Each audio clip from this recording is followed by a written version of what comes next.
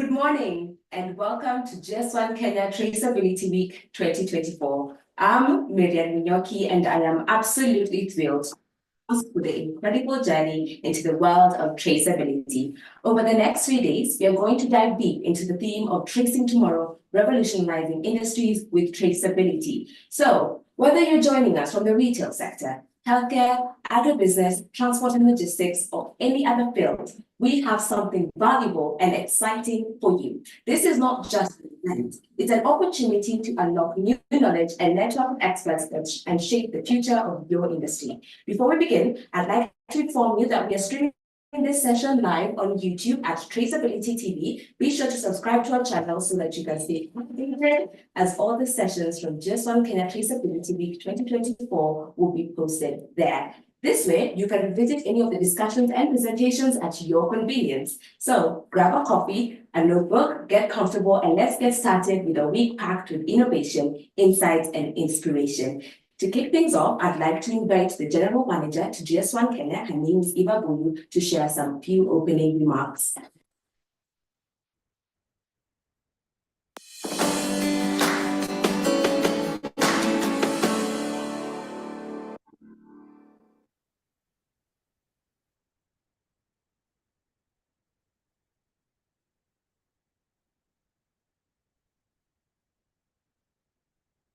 Good morning, Jambo from Kenya.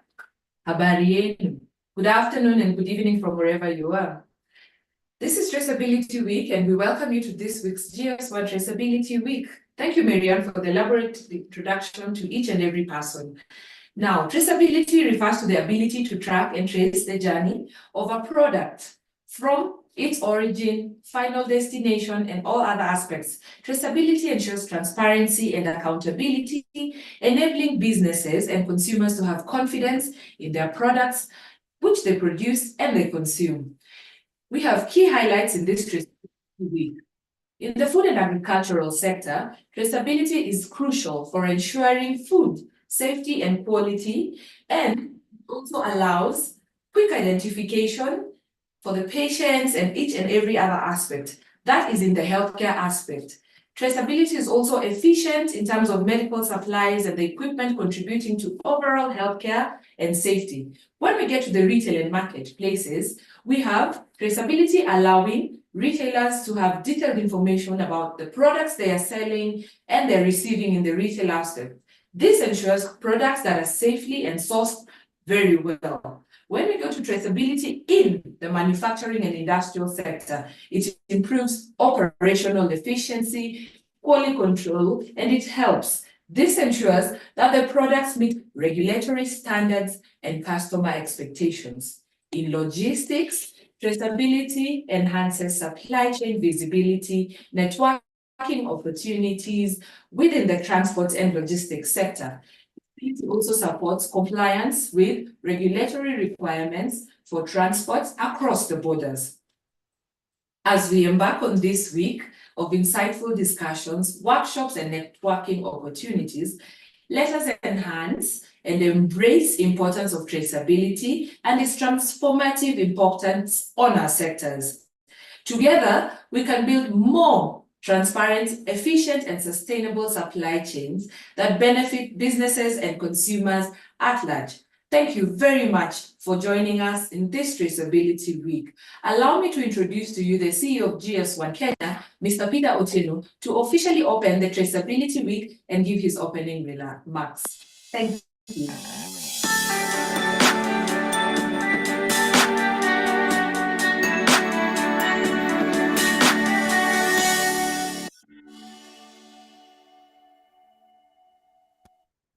Ladies and gentlemen, good morning and a very warm welcome to Traceability Week 2024. It is an honor to address you today as we embark on this significant event dedicated to exploring, advancing the principle of traceability across the various sectors. Traceability Week is a testament to our collective commitment, transparency, accountability, and excellence in the supply chain. This event brings together industry leaders, experts, and stakeholders to discuss, share, and innovate on the best practices and technologies that drive. The big question is then, why traceability? And why Traceability Week? Traceability is not a concept, it is a cornerstone of modern business practices. In today's interconnected world, the ability to track and trace the origin and the journey of products of a sale is essential for services today. Several reasons play a key role in traceability. One of them is the consumer confidence. Traceability builds trust by providing consumer with transparent information about the products they purchase. It assures them of the quality, safety, and ethical sources of goods, fostering loyalty and confidence. 2, regulatory compliance. Governments and regulatory bodies worldwide are increasingly mandating traceability to ensure the safety and integrity of products. Compliance with this regulation is critical for business to avoid legal repercussions. 3, operational efficiencies. Traceability ensures supply chain visibility, enable businesses to monitor and manage the operations more effectively. It helps in identifying boundaries, improve inventory management, and reduce wastage. 4, crisis management. In the event of product recalls or safety concerns, traceability allows for quicker and accurate identification of affected products. This minimizes risk to public health and help protect the reputation of the business.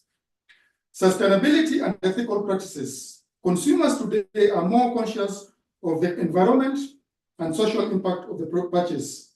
Traceability supports sustainability practices to provide clear information on the sources and production of goods, ensuring that they meet essential standards.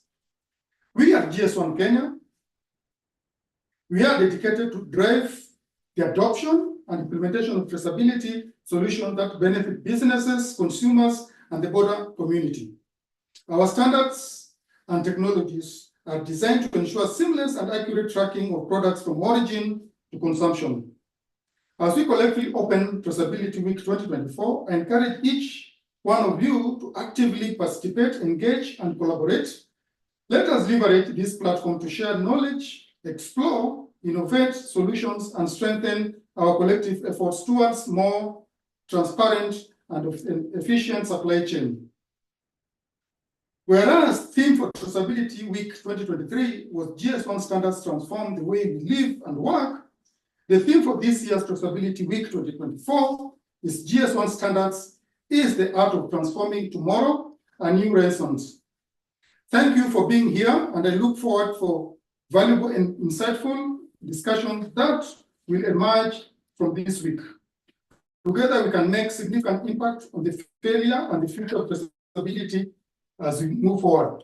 For this, I welcome you all for this week as I launch this Traceability Week. Thank you all.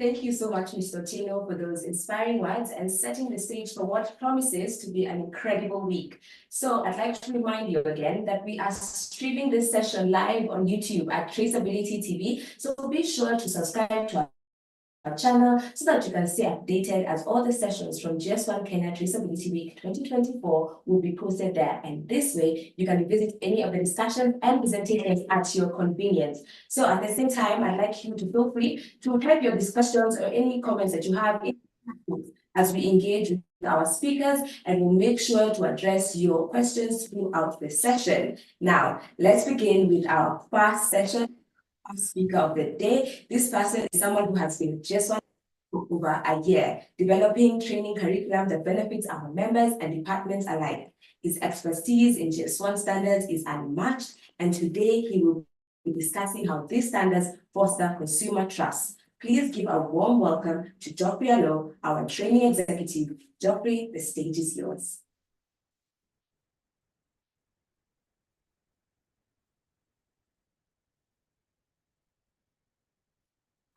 Thank you, Marianne, for that wonderful introduction. As you've been told, I will be handling the power of GS1 standard and how they foster consumer trust. Please stay tuned. About GS1. GS1 is a neutral and not-for-profit organization. We are also user-driven, global to mean that we are global, operating also locally. We are inclusive and collaborative, and therefore GS1 is present in 155 countries with 119 local member organizations who stores about 200 million barcodes in our banks. Courtesy of GS1, retailers or other retail stores are able to scan over 10 billion barcodes. And finally, we are inclusive and collaborative, and therefore we host over 2,500 plus staff.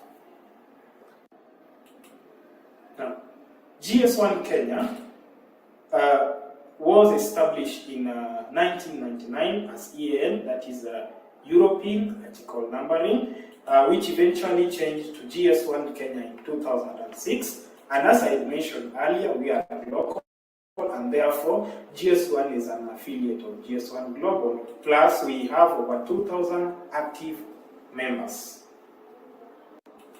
As GS1, our main purpose is to do traceability and do data management, where we bring our members together to address industry problems that companies are finding difficulties in solving. We also harness the power of standards to transform the way people work and live. So in GS1 Kenya, we are in healthcare, academia, transport and logistics, constructions, agribusiness, retail and marketplaces, and also manufacturing. Next slide, I will be handling what these standards do. The GS1 standards identify, capture, and also share information across platforms. For unique identification, these are a set of keys or standards that enable organizations identify products, location, assets, and even people uniquely. There are 12 main GS1 keys that identify these items. However, we will be mentioning 4 major ones, which include, we have the GTIN, which simply means the Global Trade Item Number. This standard is used to identify products uniquely, especially at the point of sale. Number 2, we have another key, that is the GLN, the Global Location Number. This is a standard that is used to identify location. For example, if you want to identify the location of a particular product, where it is manufactured, then the GLN is used in that case. The other major key that standard that is used for identification is the serial shipping container key, or container code rather, that is the ACCC. This code is used for identification of the logistic units. And one of the main or major key that is also used is the GRI, that is the Global Returnable Asset Identifier. This is normally used to identify items that can be used along the supply chain. The second standard that you are going to handle is the data capture standard. These are a set of data carriers that enable holding of information in various formats. The main data capture standard are the GS1 barcodes, which include the UPC EAN. This is simply the GTIN that we talked about earlier. It is used to identify the product or the item of sale. Number 2, we have the ITF14. The ITF14 is a subset of the GTIN. It is normally used for a packaging material, especially the one before the number 616 indicates the primary, indicates the level of packaging. For example, in this example that I'm giving out, when you see the UPC, there is a negligible 0 before 616, which shows primary level of packaging. When you go to the ITF14, it begins with 1. That means it has moved to the level, to the next level of packaging. That is the secondary level of packaging. The third and most important also is the GS1 128 code. This is similar to the ACCC. It is used to identify logistic units, just as mentioned in the data identification key. Another set of the data capture codes are the GS1 2D codes. They are of two types. We have the data matrix, which is normally used to identify pharmaceutical items. And number two, we have the GS1 2D code, where we are moving to in the near future. We are moving from the linear to the 2D codes. GS1 operates under the GS1 competition law caution.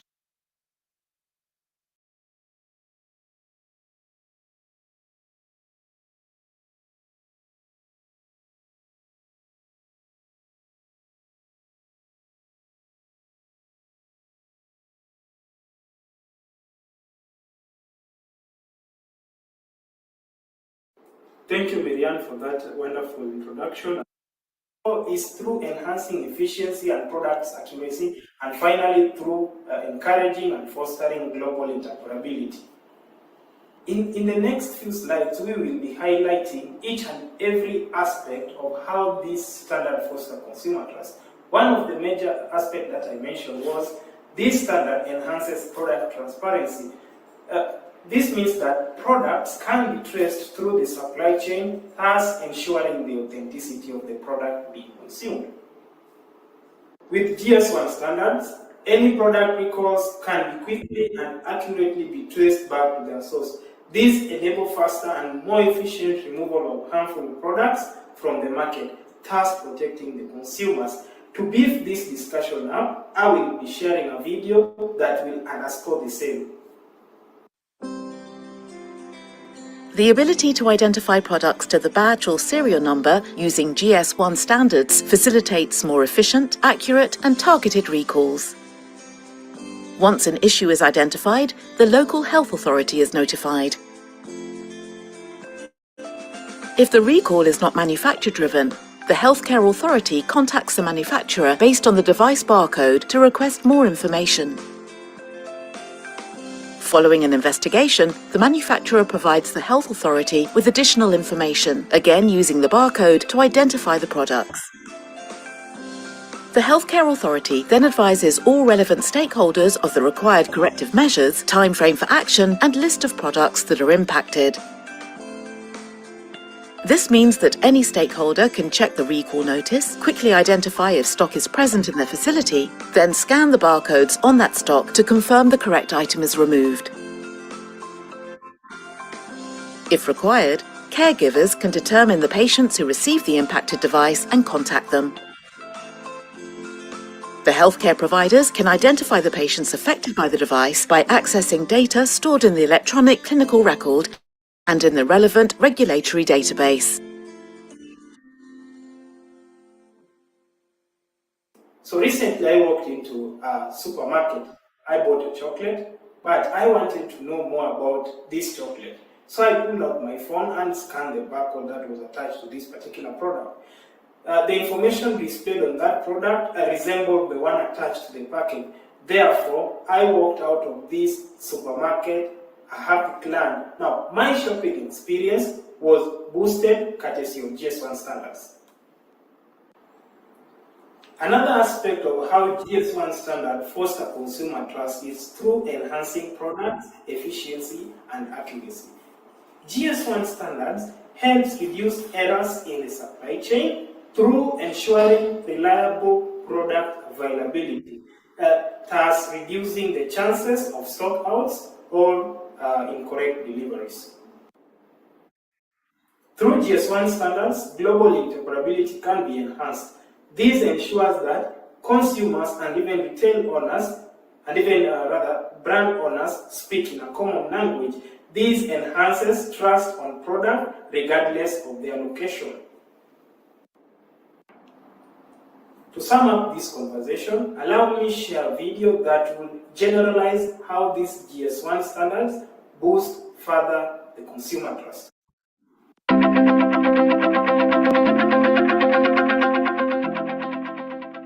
Natasha wants to surprise her daughter with a special present for her birthday.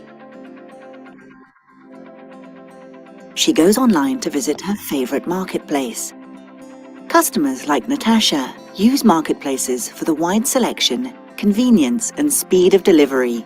They also want to know if a product is authentic and safe to use. Sellers worldwide use marketplaces to access a vast number of potential customers to grow their business. With marketplace customers unable to physically touch, feel, or try on products before buying, sellers build confidence and trust by ensuring that customers get accurate product information and that the expected item is delivered. To help sellers uniquely identify their products for customers and meet marketplace trading requirements, they turn to GS1, the official provider of the Global Trade Item Number, or GTIN, also known as UPC, EAN, or barcodes. When customers get accurate product information, they make purchasing decisions more confidently and return to order again. Earning customers' trust is every seller's ambition. GS1 is represented in over 100 countries around the globe and is a leader in product identification in the physical and digital worlds. GS1 is the organization assigning unique GTINs worldwide that can be used across borders to identify products. GTINs enable faster product listing, increased product discoverability, enriched customer experience, higher conversion rates, and accurate product fulfillment. Natasha is a happy customer. The GS1 GTIN ensured that the correct items were delivered and enabled the seller to successfully grow their business. Want to know more? Contact your local GS1 office. As you have been told earlier, my name is Geoffrey Allo, Training Executive at GS1 Kenya under Industrial Engagement. For any training inquiries, please reach me through the contacts on the screen. You can write an email or you can call. Thank you very much for listening, and I will hand it over to the host, Marianne, for questions and answers. Thank you so much, Geoffrey, for that very insightful presentation that you did. And clearly, GS1 standards are crucial in everything that we do on a daily. So now we have a very special opportunity to dive deep with Geoffrey and ask him some few questions so that he can just expound on the topics that he covered on his presentation. And to start off, I have the first question is, what measures do companies take to implement GS1 standards effectively? So, some of the measures these companies take to implement these GS1 standards effectively is by ensuring their members, or rather those people who are dealing with the production of barcode, are well trained in regarding to the production, hence even embedding the product, or rather the barcode against their product, place therefore ensuring proper scannability. So what are the most common GS1 standards used by retailers, and how do they benefit consumers? The most common, thank you for that question. That's an important question because each and every consumer would want to know what product am I consuming, or where is it coming from. So therefore, some of the main keys that are used to identify this product are the Global Trade Item Number. This one is just used for product identification. We also have the GLN, the Global Location Number, which is used to identify location. So these are some of the major keys that are normally used by members. Products and locations. So I have an interesting question. So how can consumers verify the authenticity of a product using GS1 standards? Now, for consumers, you have, I believe nowadays we are in the world of internet. So we have scanning materials. So you have a smartphone, you can use your smartphone, scan a barcode that is on a product. So by you scanning the said barcode, you'll be able to identify the product information. So you will be able to know the quantity, the brand owner, and even the location where this product is being produced. Therefore, by just scanning on a simple scan, you are able to know where the product comes from. and that's how the consumer can be able to identify or rather know the authenticity. So how can businesses leverage GS1 standards to communicate their commitment to quality and safety to consumers? Businesses can leverage these standards by simply becoming GS1 members, and by becoming GS1 members, they make use of the GS1 standard, and as I had mentioned, they make use of the GTINs and the GLN. So once they make use of the GTINs and the GLN, then they can train their staff on how this is done. And as I had mentioned earlier, training is a major aspect in understanding the GS1 standards. Okay, so if we look at some maybe future developments, Yeah. what future developments in GS1 standards could further enhance consumer trust? I believe the advancement of IoT, that is Internet of Things, enables real-time and faster tracking of product information, thus enhancing traceability and visibility of product across the supply chain. Okay, so another question would be, can you explain how these GS1 standards actually work? How GS1 standards actually work through by these organizations becoming members of GS1. We assign them something called a company prefix. So this company prefix is where these barcodes are generated. So, or rather, these standards are being formed. So by GS1 issuing these said barcodes to members, then the members put these standards on their product and even the location, thus enable faster tracking and even the traceability applied. So that is how, in general, this standard work. Okay, you mentioned that you are the training executive. Actually, I mentioned that you're the training executive at GS1 Kenya. So can you give us some of, in your training, during your training sessions, what are some challenges that companies face in trying to implement GS1 standards in their industries and sectors? So we realize that some of the standards, some of these standards, the members do not understand how they operate or how they are being put on the packages. So by us training these members, then we ensure we enlighten them how they can place the product on the products and how well it can be scanned. So that is how this training assists members also. Do you think that consumer education is important when it comes to the effectiveness of GS1 standards? Absolutely, it is very. Can you explain how? The consumer education is very important because each and every consumer who uses a product wants to know the authenticity of that said product. So therefore, the consumer education on where these items come from is how can I say it, is important. So these consumers have to know through GS1 standards how these products are being produced and what are the items being that are in these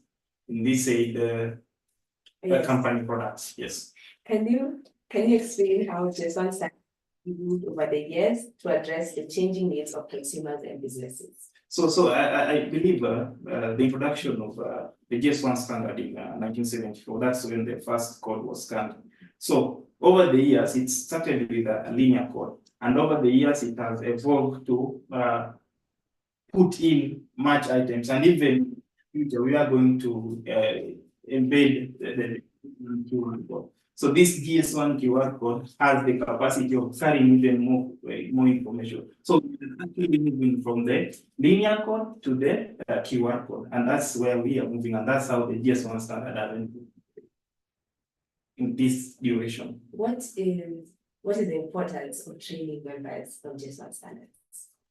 That's also another good question. As I mentioned earlier, training GS1 members helps them understand more about GS1 standards. It is not all about the barcodes. it's not all about the GLM. There are also other services that these members have to know about. So by us training them, we ensure that they are aware how these standards are incorporated and how they ensure that traceability is 100% complete. Okay, so in your experience, how do GS1 standards contribute to enhancing consumer trust, especially in today's market where transparency is very important? GS1 standard enhances product safety. By enhancing product safety, that means we can ensure that proper record is enhanced. And by this proper record is that any products with errors or erroneous entry can be sourced out of the supply chain, thus ensuring that the product that is being supplied at the final consumer is of good standard and is of quality standard. So this GS1 standard, that's how, in most cases, that is how they enable the consumer to be able to know more about these products. Okay, so thank you for all that, but I'd like to involve and engage Nelson, our industrial engagement manager, to just add a bit on the last question. Nelson, over to you. Thank you so much, Marianne and Geoffrey, for the great discussions. I would like to inform our participants and the colleagues online and the members that GS1 offers training beyond just the standards we offer. And the reason why we support our members through trainings is to sensitize them, because various members are in different sectors and the way we implement our standards across the sectors differs.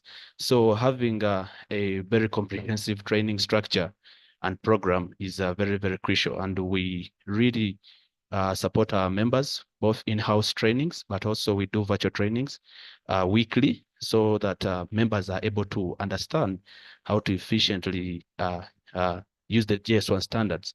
So we have various levels of trainings, like we have the beginner. That's where we train the new the people who have just joined us as members. When one joins as a member, we take them through the GS1 refresher training. But at the same time, for specialized companies that are already established and would like to start using our standards in their industries. For example, you can have a company, let's say, let me use BDCO, and they are already having the standards implemented, but they have specific supply chain areas where they need to manage these standards. So we come into place and understand your operations. Then we do a survey on what you are currently implementing, and we find that most of our members, when you assign them codes, they normally identify at the primary level, which is a limitation, because GS1 standards can support you across the board. You have every level of the packaging, transport and logistics, the raw materials or that you are getting to manufacture. And even we are also enabling our clients and members to manage recycling, because you need to communicate with your stakeholders and your customers on how to efficiently gather information. So the training program is really fully fledged, and we call upon members to take this up. We are ready to serve you through Geoffrey as the training executive. Yeah, thank you so much, Marianne, unless you have any other question for me. I appreciate it.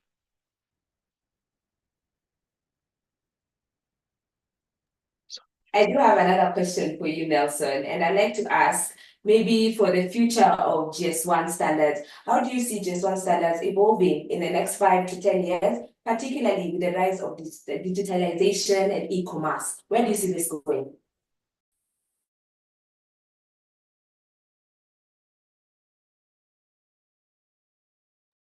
Thank you so much, Marianne. So for the future of GS1 standards and international, as you are aware, we are moving towards the 2D platform, and we are in the digital age, and so many things are happening around this. We have the AI coming up. So our standards need to evolve, and we are looking at working around very many use cases and concepts. We are partnering with various startups, but also as GS1, we call upon innovative minds through the schools we partner with. I didn't inform you that we are looking at partnering with education institutions, so that the young people who are taking up courses in supply chain management, but also people who are into coding and developing solutions on top of GS1 standards, they need this information on how to efficiently manage. So we we look at GS1 standards being here 100 plus, and they're going to also evolve along with the AI, because for everything that to be traced in the supply chain, you need an identifier. And GS1 globally has set the pace, and we've been trusted with our unique encoding. So I believe AI as a transformative tool that has come up into the world, and the digital platforms that we are seeing, the marketplaces here locally in Kenya, our retail sector is really strong. And now we are also moving into the marketplace space. So AI and the evolution of technology around this GS1 standards will be really critical to enable this action push through. Thank you so much. Okay, maybe one last question for you, Nelson, would be, what advice would you give businesses that are hesitant about adopting GS1 standards? The advice I would give to companies that are not yet on board is number one, let them reach out to us. Through the Industrial Engagement Department, we are available for consultation. We come and talk to you, understand how you are operating. Name it, whether your business is just a small startup, every business was once a startup. It was once an idea. So we welcome everyone on board. We have an open office. Anyone can reach out to us through our emails. We have the main email, info@GS1 Kenya, but as well, you can visit our website and view more information. And most importantly, all these discussions we are having are also happening on the Traceability TV. We are bringing all stakeholders on board, as they're going to see in the subscription webinars that are going to happen throughout the week. That is today, Tuesday and Wednesday. We are going to be sharing stories on how GS1 is supporting. So I believe with all this information, anyone out there that is interested in coming on board and using our standards, or who has so many questions on how their company can efficiently implement, will be having communication about this. Thank you so much. Okay, thank you so much. I'd like to ask Geoffrey to give us a parting shot before we close the first session of today of Traceability Week. So I would encourage those people who have not, or those organizations who have not embraced GS1 standard to become our members, integrate the GS1 standard, and even for you to enhance your product authenticity and even visibility. You get trained on how this GS1 standard can be used and can be implemented correctly, and to enable you trade easily across the supply chain. Thank you, Maria. Thank you so much. And that was a fantastic discussion. Thank you so much, Geoffrey and Nelson back there on online websites. So for sharing your expertise and providing us with such valuable insights.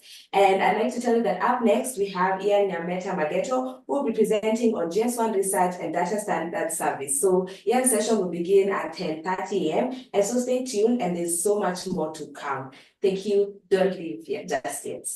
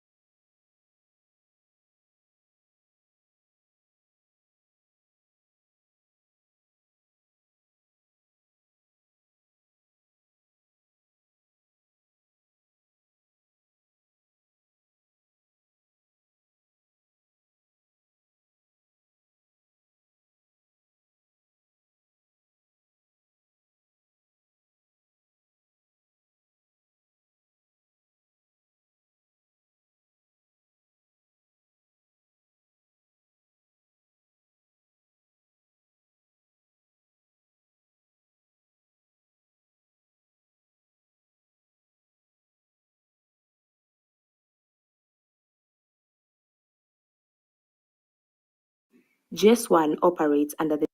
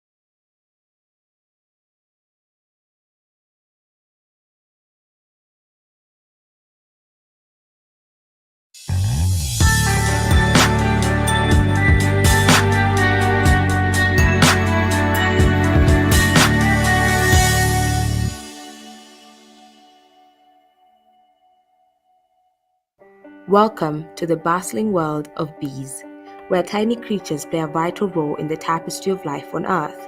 Today, we embark on a fascinating journey to trace the flight paths of these industrious insects, exploring their intricate behaviors and highlighting their immense importance to our planet. Join us as we uncover the secrets of buzzing explorers, tracking the journey of bees. Bees are diligent foragers, visiting thousands of flowers each day in search for nectar and pollen.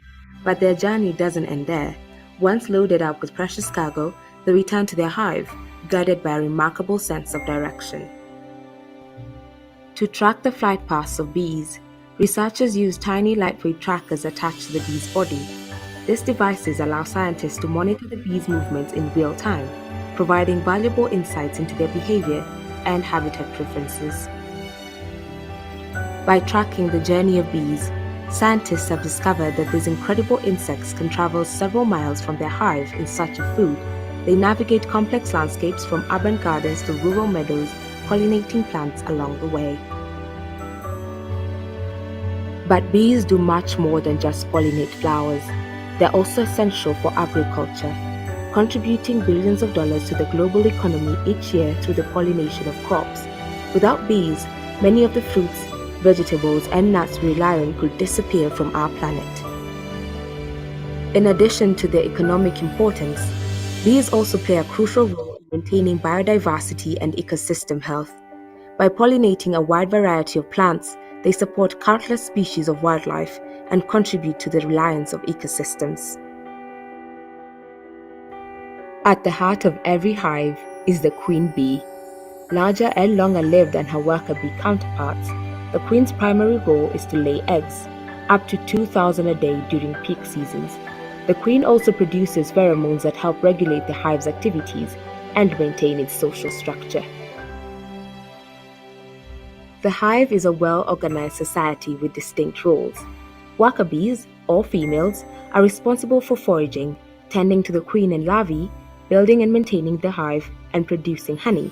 Male bees, known as drones, have one primary role: to mate with the queen. After mating, drones die, ensuring the hive's genetic diversity. The journey of nectar to honey is an incredible process. After collecting nectar, bees store it in their honey stomachs and return to the hive, where they pass it to other worker bees. These bees then deposit the nectar into the honeycomb cells and fan it with their wings to evaporate excess moisture, transforming it into the thick, sweet honey we all love. Unfortunately, bees face numerous threats, including habitat loss, pesticide exposure, and climate change. To ensure the survival of these vital pollinators, it's essential that we take action to protect their habitats, reduce pesticide use, and promote bee-friendly gardening practices. Educating future generations about the importance of bees is key to their conservation. By fostering an appreciation for these remarkable insects, we can inspire a new generation of environmental stewards dedicated to protecting our planet. As we marvel at the incredible journey of bees, let's remember the vital role they play in our world. From pollinating crops to supporting ecosystems, these buzzing explorers are essential to life as we know it. Let's work together to protect and preserve their habitats, ensuring a bright and sustainable future for generations to come.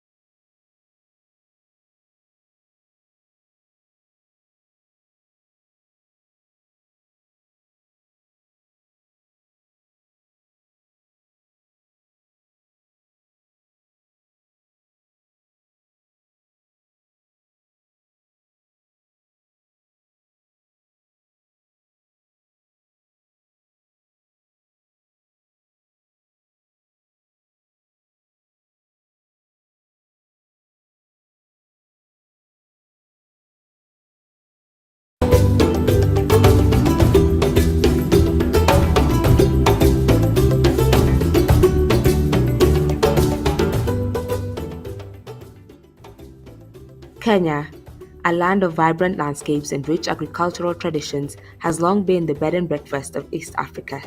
Here, every sunrise marks a new chapter in the age-old story of cultivation and harvest. Yet, as the world evolves, so too must our approach to farming. In the face of global challenges, a new chapter is unfolding, one where innovation meets tradition to ensure that the journey from farm to fork is transparent, accountable, and sustainable. This is the story of traceability in Kenyan agribusiness, a story of how we are paving the way for a future where every meal is a testament to integrity and progress. Kenya's agricultural roots run deep. For generations, farmers have relied on time-honored techniques passed down through families, but as global markets expanded and food safety concerns grew, the need for a more transparent system became evident. Enter traceability, an innovative solution blending tradition with cutting-edge technology. Agriculture is the backbone of Kenya's economy, supporting millions of livelihoods. Yet, the journey of these crops from the fields to our tables is complex and fraught with challenges. Contamination, fraud, and inefficiency can undermine the integrity of our food systems. To combat these issues, Kenyan farmers and agribusinesses are embracing traceability, a system that meticulously tracks every step of a product's journey, ensuring safety, quality, and sustainability. Traceability begins with a single seed. From the moment it's planted, data is collected: soil conditions, weather patterns, and farming practices. This information is digitally recorded, creating a transparent and verifiable history.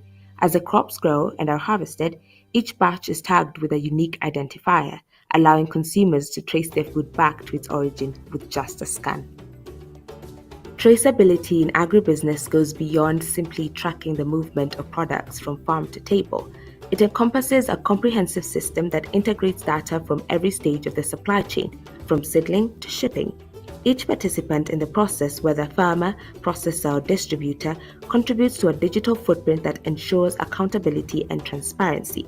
By capturing critical information such as batch numbers, harvest dates, and handling practices, traceability not only safeguards against food fraud and contamination, but also enhances efficiency and quality control across the entire agricultural ecosystem.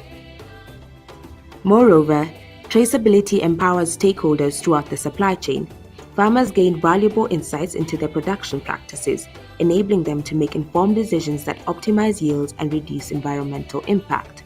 Processors and distributors can manage inventory, respond swiftly to recalls, and meet stringent regulatory requirements.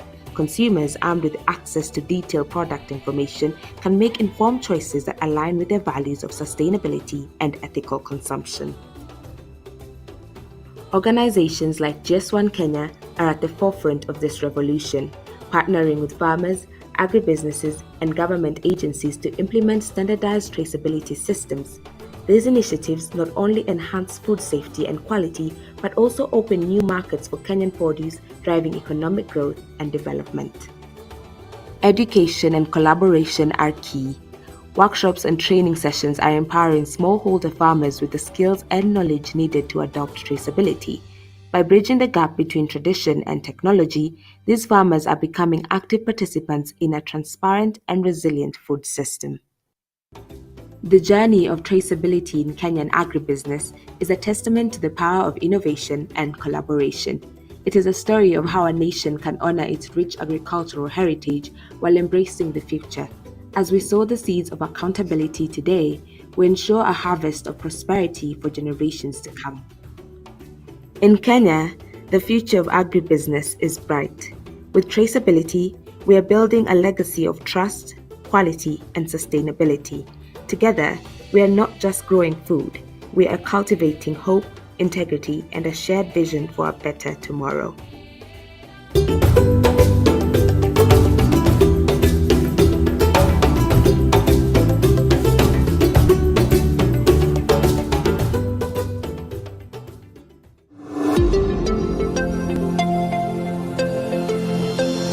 Traceability TV.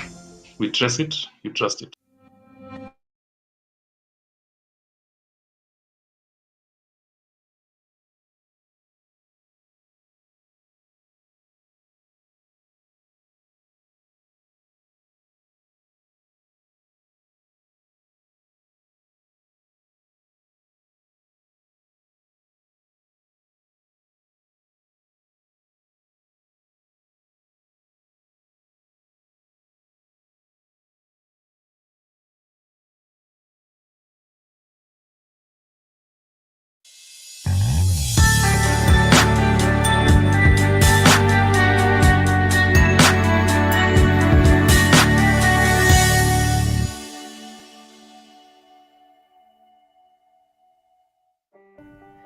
Every book you pick up has a story that extends beyond its pages. Today, we embark on an intriguing journey to trace the life of a book, from the spark of an idea in an author's mind to the moment it lands on a reader's shelf. Welcome to the journey of a book, from concept to shelf. Have you ever wondered what it takes to bring a book to life? From the initial concept to the final product, each step is a blend of creativity, hard work, and a little bit of magic. Our story unfolds with the tale of a remarkable book, Harding the Zebra by Peter Otieno. Every book begins with a spark, a flash of inspiration. For Harding the Zebra, the author's spark was ignited during his experiences in the Kenyan private sector. Observing the intricate dynamics and power struggles within boardrooms, the author envisioned a narrative that would offer a rare glimpse behind the scenes of corporate partnerships and the often unseen dramas that unfold. With the concept in place, the arduous journey of writing begins. Each chapter is a labor of love, a meticulous process of crafting and refining. It's said that the first draft of a book is the writer telling the story to themselves. Once the manuscript is complete, the next chapter in a book's journey involves the keen eyes of an editor. Editors are the unsung heroes, polishing the rough diamonds into shining gems. Editing is both an art and a science. It requires a delicate balance of maintaining the author's voice while enhancing clarity and coherence. With the manuscript refined, the book now needs a publisher. This step is crucial as it determines how the book will reach its audience.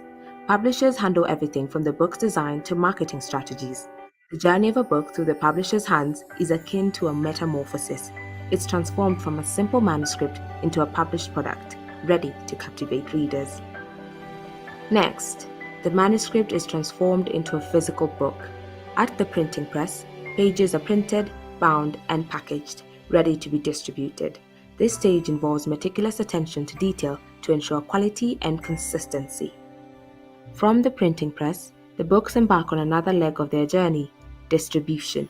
This involves a complex network of logistics, ensuring that books find their way to bookstores, libraries, and online platforms.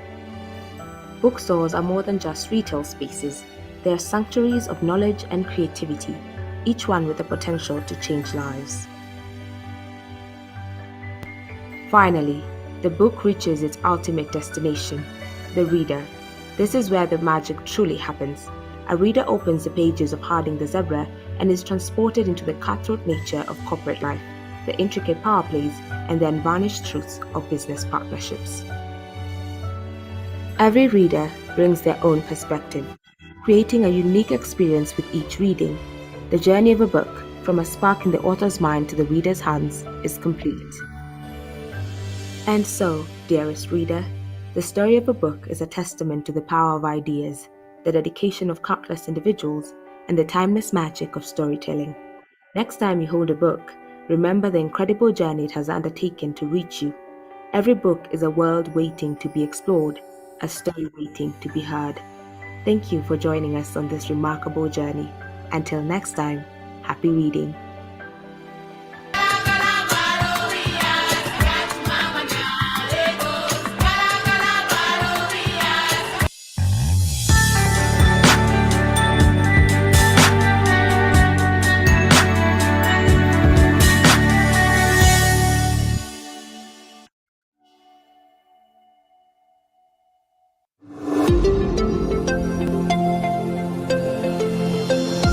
Traceability TV. We trace it, you trust it.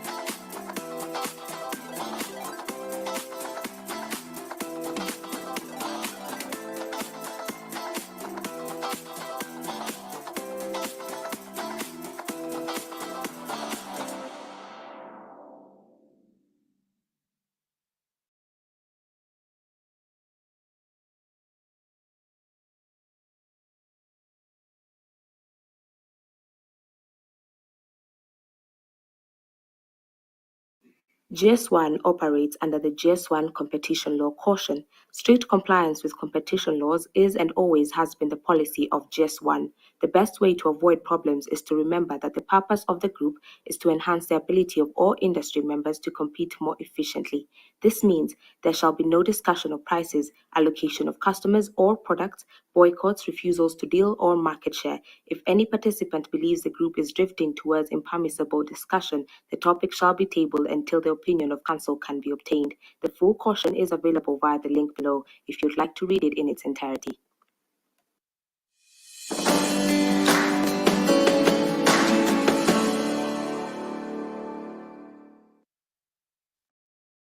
Welcome back, everyone. I hope you had a refreshing day. Just a quick reminder to subscribe to Traceability TV on YouTube, where you can catch all the sessions from GS1 from the Traceability 2024. It's a perfect way to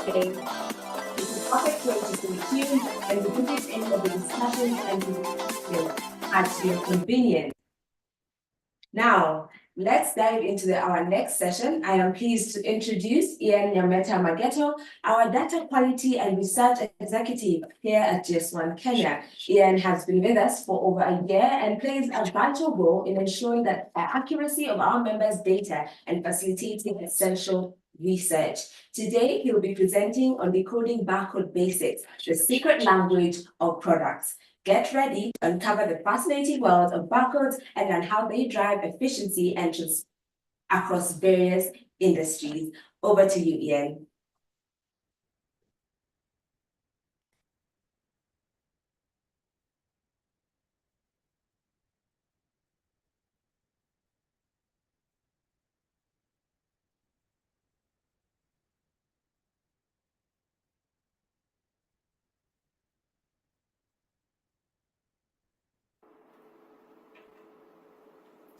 Thank you, Marianne, for the amazing introduction.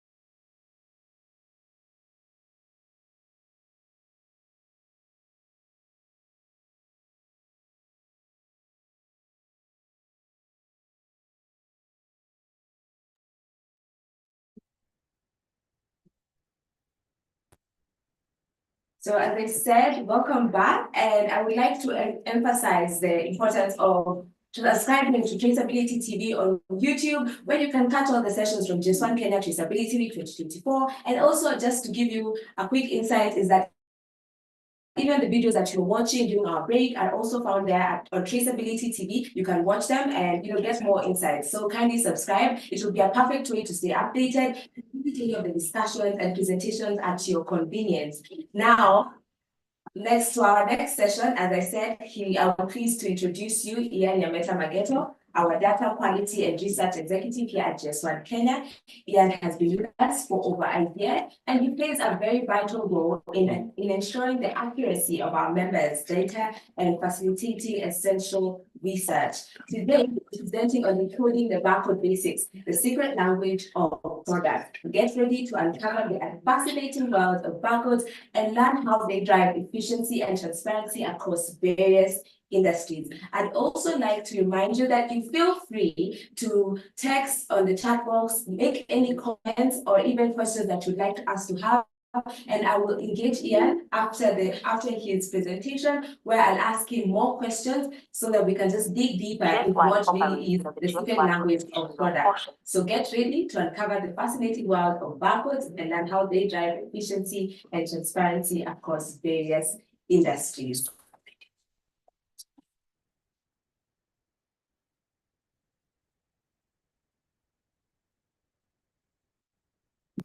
GS1 operates under the GS1 competition law caution.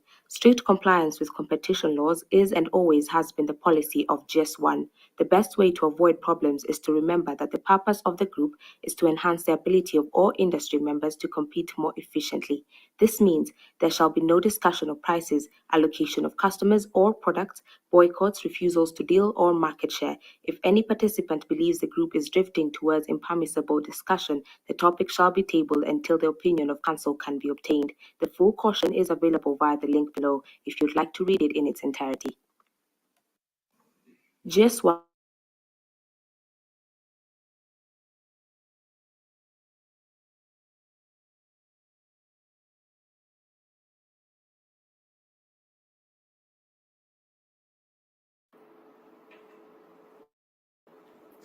Thank you, Marianne, for the amazing introduction. I'll be taking you through decoding barcode basics. I believe most of you have been to the supermarket and interacted with various products. Each product, you only see a barcode. These barcodes are a machine-readable representation, usually dark bars on a white background. The data is always limited. I'm sure many of you have been wondering how this barcode was invented. Allow me to share with you a video on the barcode invention.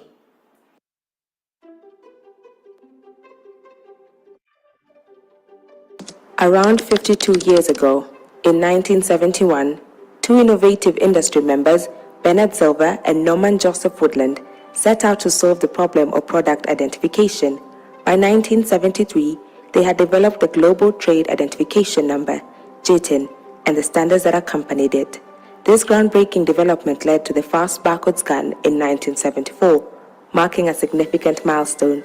The historic scan took place in a Mars supermarket and featured a pack of Wrigley's Juicy Fruit gum. How exciting!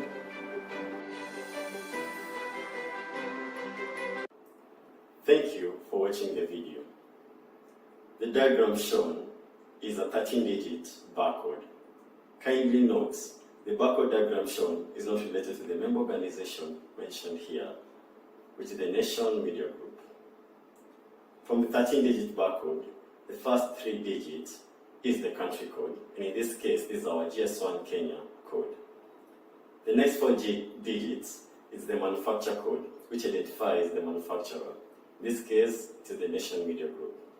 The combination of the country code and manufacturer code, it gives the prefix number. A GS1 prefix is a unique sequence of digits assigned by GS1 to a member organization. Next, we have the product code, the 5-digit product code. In this case, it represents the Daily Nation newspaper. The last digit, we have the check digit. The check digit makes the entire member barcode unique through our system. Types of linear barcodes. I'll start by UPC 8 or 12. UPC is known as the Universal Product Code, 8 or 12. It is used at the primary package level. UPC 8 is usually used on small products. This is because it is represented as an 8-digit number barcode. An example is a lighter or a matchbox. We have UPC 12, usually used on big products.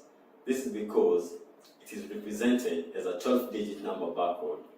An example is a 6-pack Red Bull. From the diagram, that's an illustration of UPC 12. UPC 8 or 12 originated from the United States of America. The second one is the EAN 13, known as the European Article Number 13, usually 13 digits. It is used at the primary package level. EAN 13 is mostly used for location identification. It originated from Europe. Thirdly, we have the ITF 14, or interleaved 14. It is used for general numeric data encoding, usually 14-digit number. It is used at the secondary package level, and the ITF 14 is used for pallet identification, like the boxes. Our next type of linear barcode is the GS1 128 barcode. This is mostly used in the logistic and shipping sector to place various types of information. An example, we have the serial shipping container code, which is encoded to the GS1 128. I'll take you through the 2D barcode. You have two types of 2D barcode, the quick response code and the data matrix. I'll start with the quick response code. With the quick response code, it carries more data compared to the linear barcode. You can have your videos about your brand embedded to the QR code, also advertisements. The QR code can be attached to secure GS1 links. An example, we have one of our GS1 links, which is a Kisha Bidha. With the QR code, you can interact with your consumers, and the consumers can give a review about your product, and they can also rate the product. It deters counterfeit in a way that it can lead you to an online authentication service that can verify your products. The data matrix. The data matrix carries more data compared to the linear barcode. It is used for product serialization, hence making each product have a unique identification. It is also attached to secure GS1 links, and it will take you to our systems that will guide you on how to get the data matrix. It has also been used in the pharmaceutical sector in the management of healthcare products, and with the data matrix, you can detect counterfeit, where after scanning, it can lead you to an online authentication service that can verify products. I'm sure most of you are asking yourselves how these barcodes work. We start by encoding information to the barcode, and the barcode then is represented through parallel lines or patterns of dots and squares. The parallel lines are the linear barcodes, the patterns of dots and square are the 2D barcodes. Then we go to the scanning process. The scanning process, the barcode is scanned using optical scanners or smartphone cameras. After scanning, the information is decoded to human readable form. I'll take you through the benefits of GS1 barcode. It has improved accuracy in scanning process, hence ensuring precise data capture by automatically reading barcodes, reducing the likelihood of mistakes compared to the manual entry. It has minimized human error in data entry, hence reducing mistakes associated with manual typing or data input by automating the entry process with barcode scanning. Thirdly, it has speed up processes such as checkout point and inventory management. Here, it has accelerated operations by quickly scanning items, leading to faster transactions and efficient inventory updates. It has reduced costs by decreasing the need for manual labor and reducing errors that could lead to financial losses. Also, it has brought real-time tracking of inventory levels. Here it has provided up-to-date information on stock levels and movements, allowing for accurate inventory management and timely reordering. It has been able to give reliable data quality. This is due to the automated process. And with our GS1 barcode, we have proven to be accurate, complete, and relevant. As I said earlier, that we have two types of the 2D barcode, the QR code and the data matrix. The benefits of the 2D barcodes: after scanning, the consumer can see the user instructions depending on the product. Secondly, there is product authenticity, where they can verify the product using our GS1 links. The user can see the ingredients of the product to know their allergens.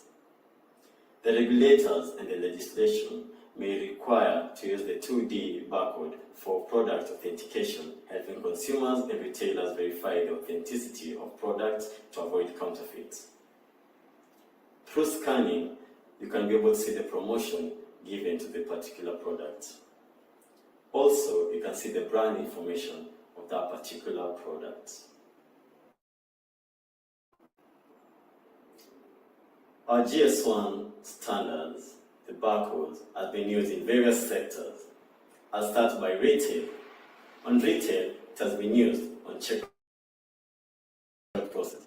The barcode has enabled quick scanning of items at checkout, reducing transaction time significantly.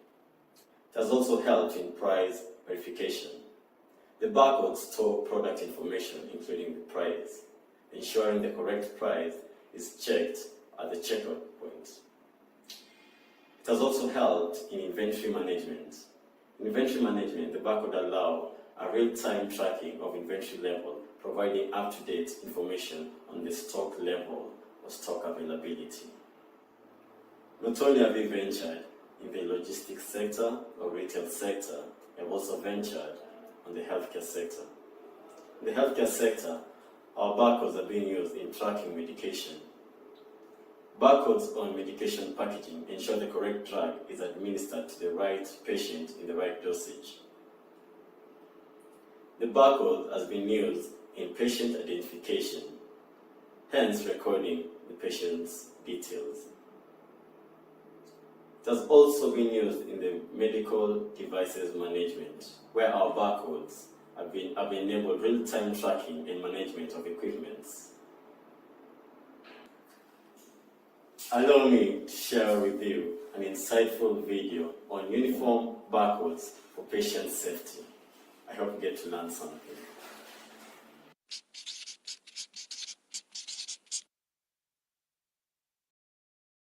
This is Edward. He's getting a new hip today. He's nervous, but trusts the hospital. They'll make sure that at 11 o'clock this morning, he'll get the correct hip replacement, the correct medication, and the correct treatment. This is Lisa. She's an orthopedist and will prepare Edward's operation. She thinks back to a few years ago. Then, the operation team always checked the item numbers, expiration dates, description, and amounts for the implants and equipment manually. A risky and time-consuming job where sometimes mistakes were made, because every supplier uses different codes or multiple codes on a single packaging. Codes that were linked to different subsystems. It was also more expensive, because the stock held as a precaution was too large. Bernhoven Hospital decided to standardize the codes to avoid unnecessary risks. For this, they came up with a successful solution: GS1 barcodes. Everyone benefits from them every day. In the supermarket, for example, when you scan your groceries or order a book. You find the same kind of barcodes everywhere, which can be read internationally, a proven and accepted system. The GS1 organization has also developed a standard for healthcare, in which the expiration date and batch, item, and serial numbers are processed in a single number. This means medical devices and medication can always be traced everywhere. Stocks are easier to manage, and wastage due to expired products is prevented. If a recall occurs, all the products can be immediately traced digitally, including the names of the patients on which the product is used. Bernhoven has introduced GS1 and linked all the subsystems together so they can exchange data.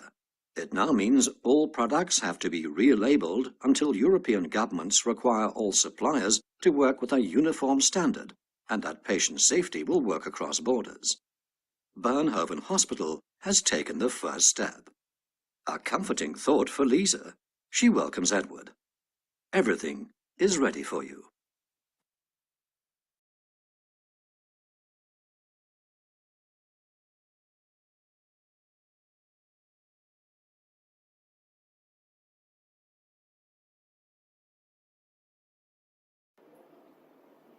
We've also ventured in the logistics sector.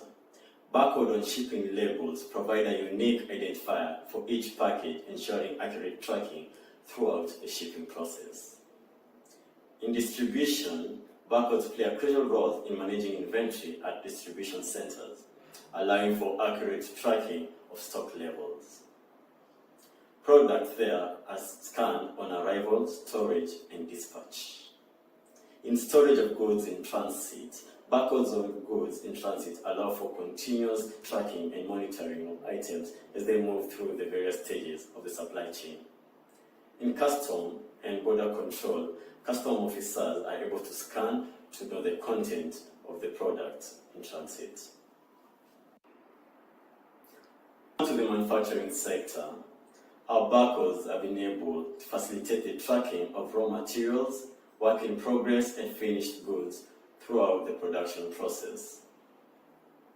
In production data management, the barcodes automate the collection of production data, ensuring accuracy and reducing the potential for human error.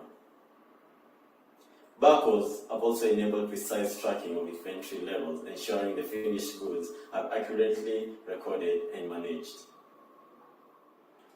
As of the emerging trends in the barcode and QR code usage, as in the current world today, the barcodes are being used in various fields, and I want to believe that most of us have already interacted with some of these trends.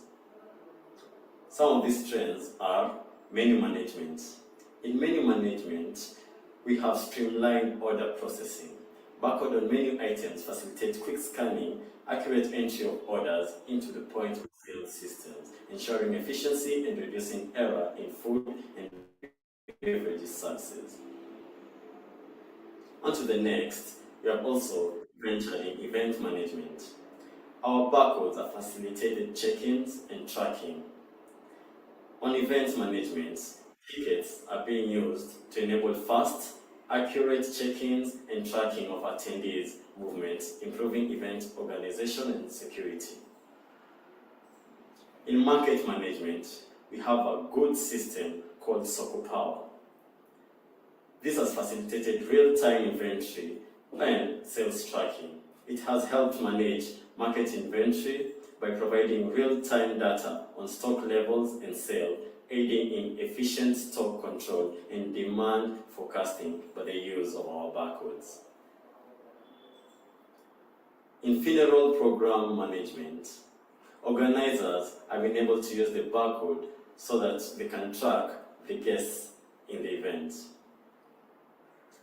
In the funeral program management, you can also see how the program will go from time to the end of the funeral. If any of you guys want to partner with us in aid of the trends, you can contact us and be sure of getting high quality service from GS1 Kenya. We are here for you. As introduced earlier, I'm Ian Mageto, the Data Quality and Research Executive, GS1 Kenya. Shown are the email address and the phone number. You can always reach out at any time. I now hand over to the host for question and answer session. Thank you. I hope that was insightful.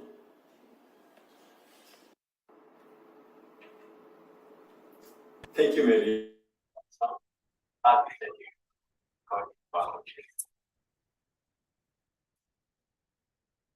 Thank you so much, Ian, for that eye-opening presentation on decoding barcode basics.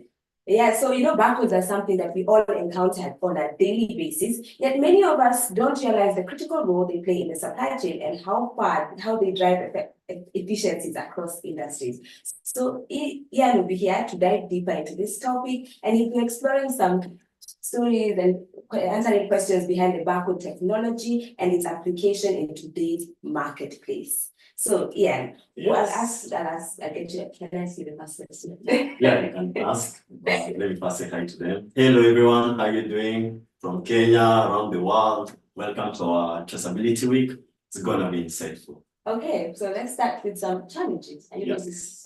Ask the question. What challenges might you encounter when scanning a barcode on a curved and reflective surface?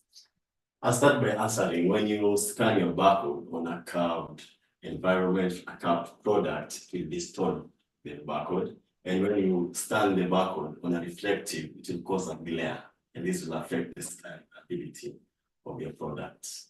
Can you kindly emphasize the reason to our members out there, everyone who's watching, the reason as to why we have a specific way of placing barcodes and why they're supposed to have the different types of barcodes that they're supposed to have? Okay, actually, according to GS1, I'll start by the colors. We have specific colors that are used on products. And these colors will help you in scanning because we don't use reflective colors. Secondly, I'll go on to the dimension. We have specific dimensions that we use on our products, and that also helps because we have the quiet zones. That helps in the scanning process. Okay, so before I move on to my next question, I would like to inform the people viewing that we have a survey on our chat box, and kindly take the time to fill it in and engage with it, and then during the end of our interview we will display it on your screen and for further discussion. So why QR code? Why is the QR code the future? QR code is the future.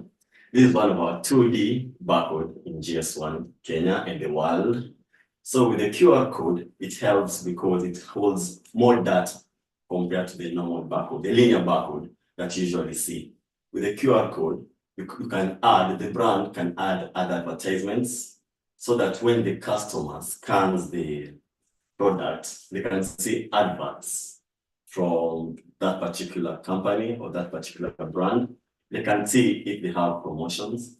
Using the QR code, customers can see any promotion given. They can give a review about the products. They can also rate the products that they have used. And this will help the members of the company to know where to improve and to know if their product is doing good. Okay, so before I continue with all this talk of QR codes, this is a perfect example of a QR code right behind me. And so maybe you can engage with GS1 Kenya and learn about how they can benefit your business, your industry, and your sector. And again, I would like to inform you that we do have the chat boxes open. Kindly feel free to ask as many questions as you want, and Ian will be here to answer them, or even anyone else who wants to chime in. Now, so next is, how do QR codes enhance consumer engagement? QR codes is the same. Again, this is the future. With the QR code, you can have customer engagements, and I'll repeat on this, you can get reviews. It is also more secure compared to the other barcode, which is the linear barcode. And they can see any promotions regarding the company, promotional variants. They can also see any loyalties because we have companies can give loyalties to their customers. And through the QR code, at the comfort of their seats, they can access the loyalties and even help them during purchase. With the QR code, it also helps the customers see more adverts about the company.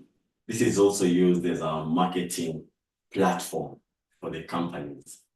For the companies out there, if you have a QR code, you can place more adverts and more other products that you have, which can help you.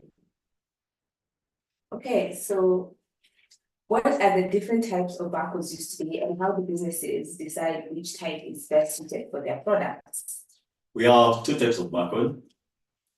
Number one, we have the linear barcode, which is normal and familiar with all of you. You mostly see it on retail. And we also have the 2D barcode, which is now the QR code. On most of our products, you'll always find the linear barcode, but today you'll find those who are informed. They have both the linear barcode and the QR code embedded on their products. And in future, you'll tend to see, I'm not a prophet by the way, you'll see that the linear barcodes, they'll eventually go away. So, and we'll have the QR code. And that's why I'm emphasizing to all our members and friends out there, check out for the QR code. Okay, before I continue with the questions, the interview, I'd like to prompt our audience, kindly go to your chat box right now and engage with the survey that we have. Please, I can even give you 2 minutes to do it. Now let's continue. So can you walk us through the process of how a barcode is generated and what kind of information is the code need? From our system, GS1 Kenya system, after registering with us, you can get your barcodes from the system. You automatically generate your barcodes from the system. And it depends on the number of barcodes you have. We have we have 4 categories. We have the category A, category B, C, and D. With this category, there's an amount of numbers regarding the how you can generate the barcode through the system. And these barcodes, after generating them, you have them placed on your product. After placing them on the product, the information is always generated through the system. And when scanning the barcode, you can see all the information that was embedded while you were filling in about the product description, putting in about the network. There are many attributes in the barcode. There's a network, product description, the brand name. I can have anything about the package level. There's a primary package, secondary package. Should join our trainings for more information on this. I can go on and on and on. Okay, so you know this is traceability, right? Yeah, So traceability. how do barcodes contribute to improving traceability and transparency in supply chains? Pardon? How do barcodes contribute to improving traceability and transparency in supply chains? Thank you. That on the barcodes, you can use the barcodes to track your products. From the presentation that I dealt with, you have seen that I've explained on GS1 128, which is used in the logistics sector. With GS1 28, you can track your products throughout the shipment process. And an example, we have the DHL. DHL, and you always see, if you have used DHL by the, you always see the code there. That code now, which is a barcode, of course, you can see, you can track your product, and after arrival, you can scan, you know when the tracking started, and you'll confirm that you have received your product. Okay, again, I would kindly ask you to engage with the chat box and the survey that has been placed on the chat box so that we can be able to just understand and be able to understand everything that's going on. Okay. Can you tell them about the data matrix? Yes, please. The data matrix is one of our 2D barcodes that's mostly used in the pharmaceutical sector. It has also helped in the medication in identifying each patient in hospital. It has helped to, the doctors can know when someone's medication started. And in case of shifts, sorry for that, in case of shifts, another doctor can come and continue from where the other doctor came. And they can see the process, the entire process of the patient, and they can proceed from there. Okay, so next I'd like to ask on how do, what challenges do companies typically face when integrating barcode technology into their operations, and how can they overcome those challenges? Most of the challenge that we get from our members and customers, number one is about the barcode color that they have on their products. Some tend to confuse the color. They have an example, you can have a black product, and most people around the world think that the only color that can be used is dark bars on a white background, but there are also many colors that can be used. Secondly, it's how they place the barcode on the product. We have something that we call the quiet zone. The quiet zones is the space between the other things that you want to put on your product and the barcode. You have to ensure that there are some dimensions needed, and those dimensions, it depends with the kind of barcode that you use, different types of linear barcode that you're using. That's one of the challenges we always get from our members. So after placing more information near the barcode, it always brings challenges when scanning. And thirdly, we also have the reflective barcodes. Our barcodes that we use on our stickers are non-reflective. And those who are using labels, most of the time they tend to confuse and use reflective barcodes. And this tends to bring challenges at the point of scanning. Then I'll get to touch on, we have the solution on the reflective part. We always advise our members that they should have a hand scanner that will help them during the scanning. And also they should scan using a particular angle to help angle, and they should always place their barcodes on a flat surface on their products. Okay, so before we continue, I'd like to again ask you to engage with the survey on the chat box so that we can be able to present it at the end of this interview. At the same time, I know there's some people watching from YouTube, Traceability TV, so shout out to you and thank you for joining us. Now we'll continue with, barcode basics. And so how can small and medium enterprises effectively implement barcode systems to streamline their operations? It will help those are the SMEs, right? Yes. With the SMEs, it will help them identify each of their products that you want to place them in their markets. They can go to an extent they are transporting their products, even at small scale. You can also track your products. And also it tends to help inventory management, even at small scale. To plan your product, range them. That's very important. Okay, so what future trends do you see in barcode technology, especially the rise of the internet of things, smart devices? On the IoTs. With the barcodes, again, I keep saying barcodes. With the barcode, the technology that's going on, IoT has been used in IoT in inventory management. We have automated shelves. We have the automated shelf. If you have a barcode placed on your product, it tends to tell you if this particular product should be in this particular shelf. And if and it will tell you where to take the other particular product to another shelf. This is when you're using the IoT, the automated shelves in your market or in your warehouse.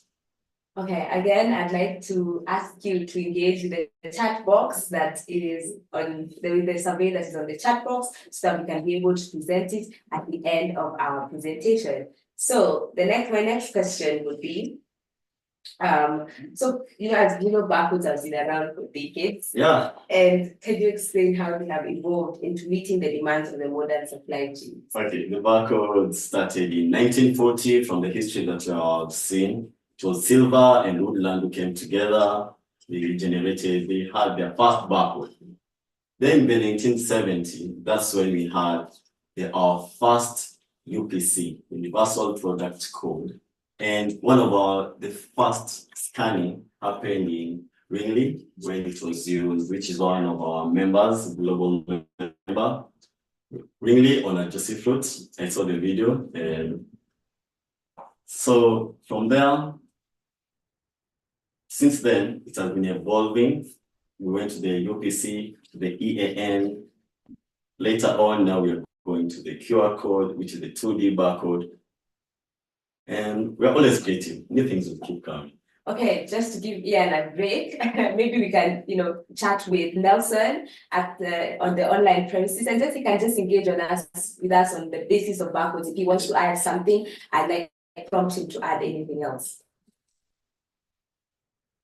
Thank you so much, Ian and Marianne, for the great discussions about the barcodes and how we come. So as we had earlier shared a poll in the chat, we've got some feedback. I'm just going to share the screen so that the participants on board can see.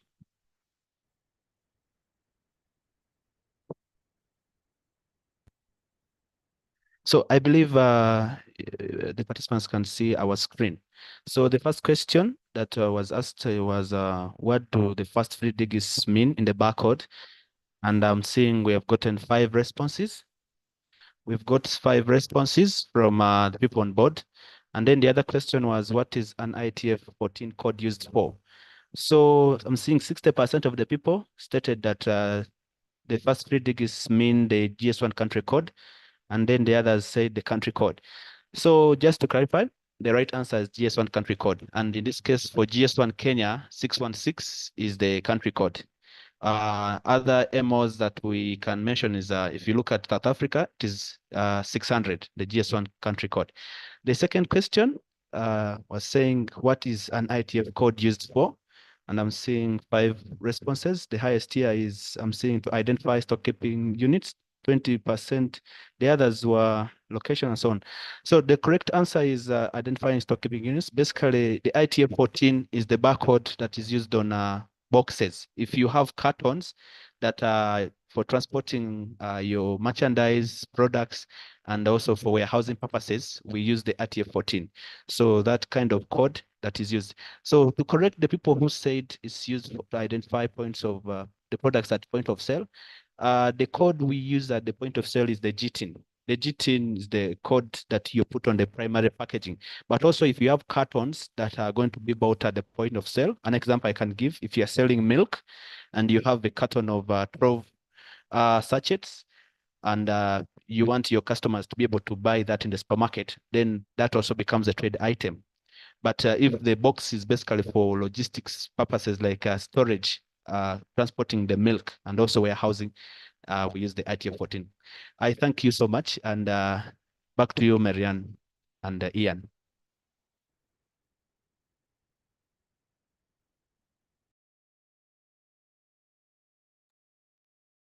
Thank you so much for that, Nelson. Okay, I'll ask you to do a partnership proposition.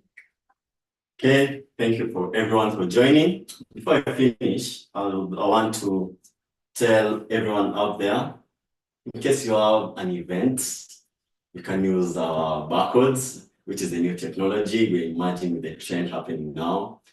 In the ticketing, you can involve us. We have the QR code, which will help you in the check-ins of your guests, of the attendees of the events. We also have in the hospitality industry. The hospitality industry, we have helped many hotels, be it 3-star, 5-star, 7-star, all of them. We can help you guys in using the scannable menus, where we use the QR code. In the marketplace, we have our platforms, Soko Power, as explained with the video, it has helped in marketing of your products. We also have in funeral management, in case you have funerals, we help you with our QR code, which will help you in seeing the program. There's no need of paperwork anymore. You can check out on us. And thank you so much. I'm Ian Mageto, in charge of data and research, GS1 Kenya. In case of question, you can always reach out to me, ian.mageto@gs1kenya.org. Or can contact us. And thank you, Miriam. Okay, thank you so much for sharing your insight. I'm sure I have been educated and other people at home have been educated. So up next, we have Nelson John, and he'll be sharing on the power of GTINs, and this will be happening at 2 p.m. So maybe take a quick break, an early lunch, and in the meantime, we'll be playing some documentaries on the show, and you can watch and also subscribe to Traceability TV. Don't forget to eat and enjoy your lunch, and then at 2 p.m. eat a tea. Thank you. Goodbye. I'll see you at 2. Bye-bye.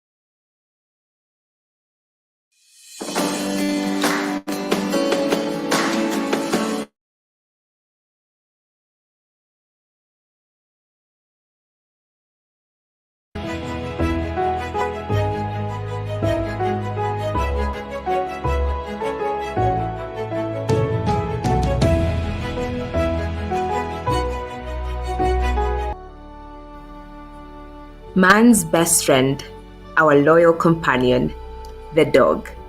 For thousands of years, dogs have been by our side, providing companionship, protection, and joy. But as our lives and societies grow more complex, so too does the management of these beloved animals. In this documentary, we explore how modern technology is revolutionizing the way we care for and manage dogs through traceability.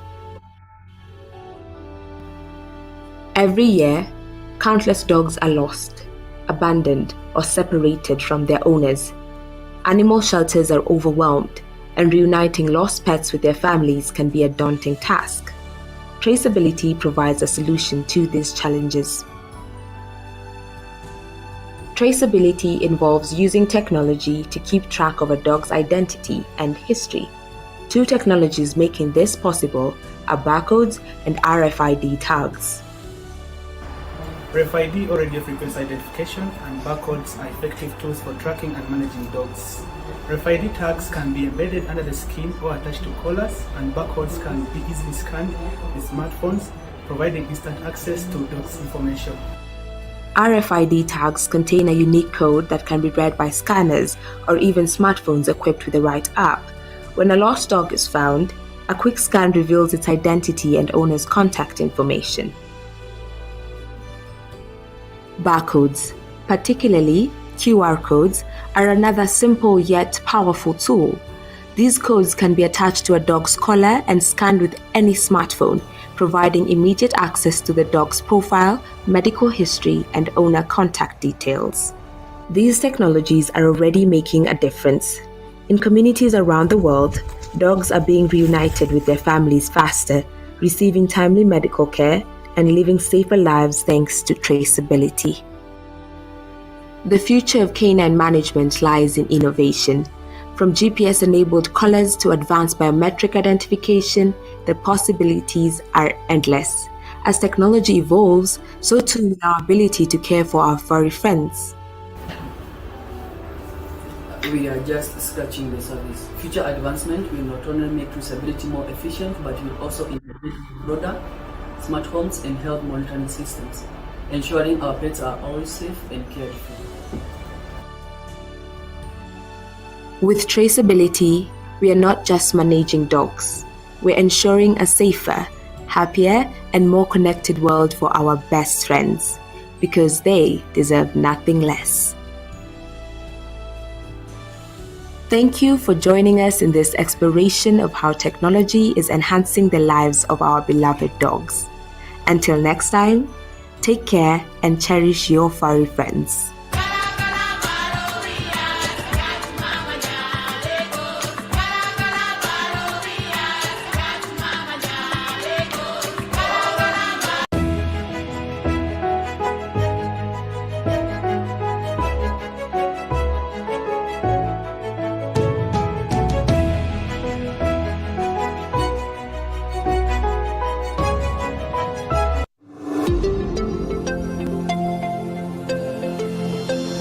Traceability TV. We trace it, you trust it.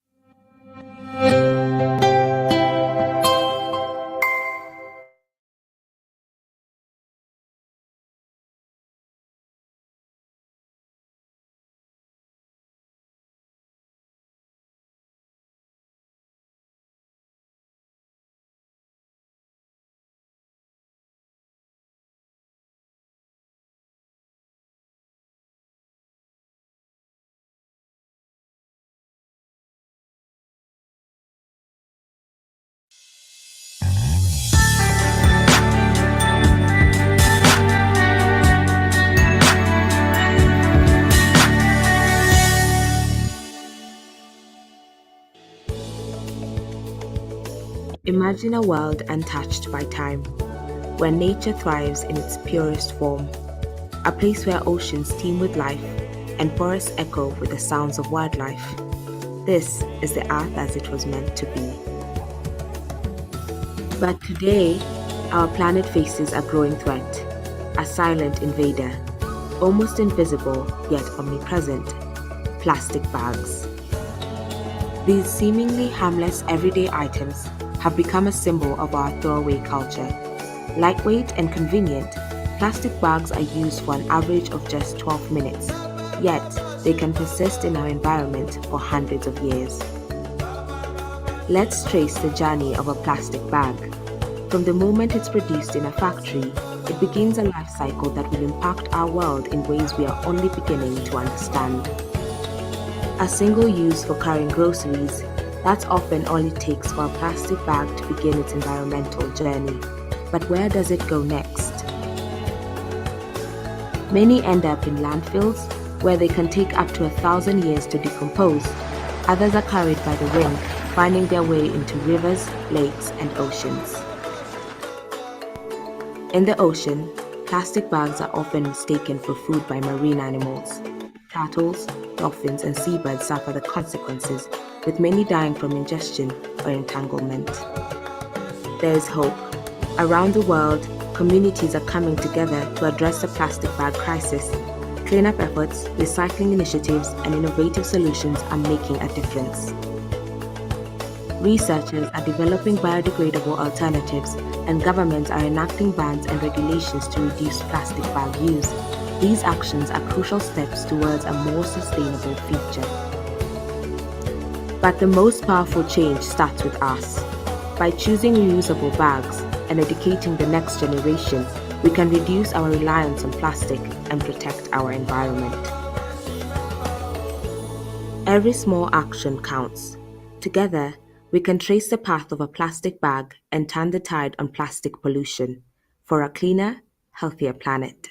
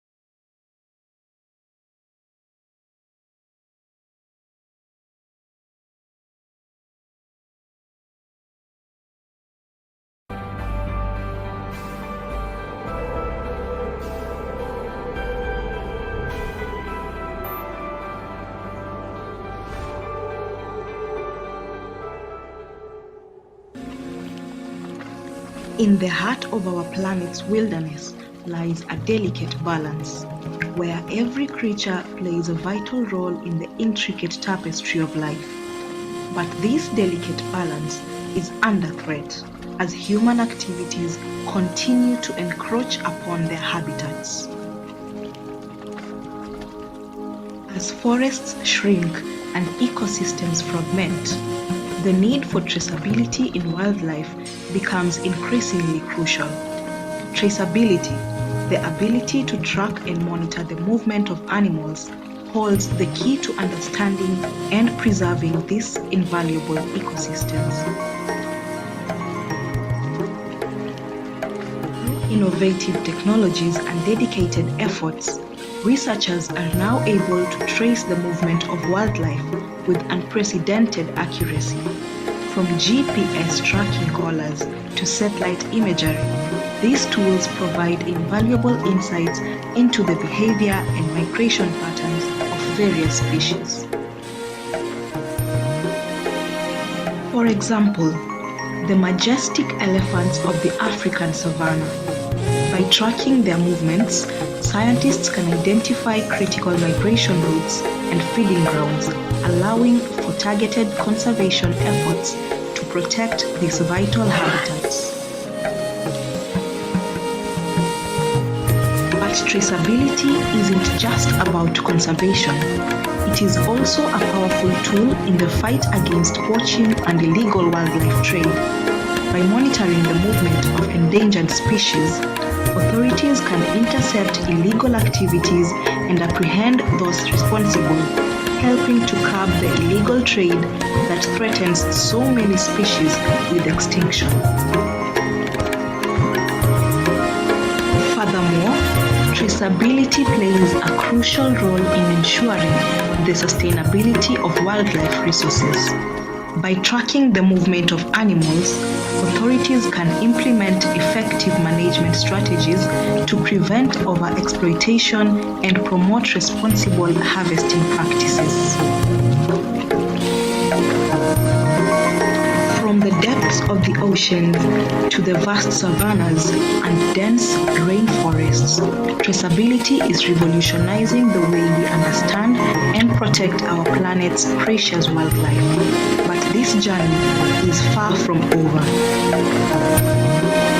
With continued research, innovation, and collaboration, we can ensure a future where humans and wildlife coexist in harmony, preserving the natural wonders of our planet for generations to come.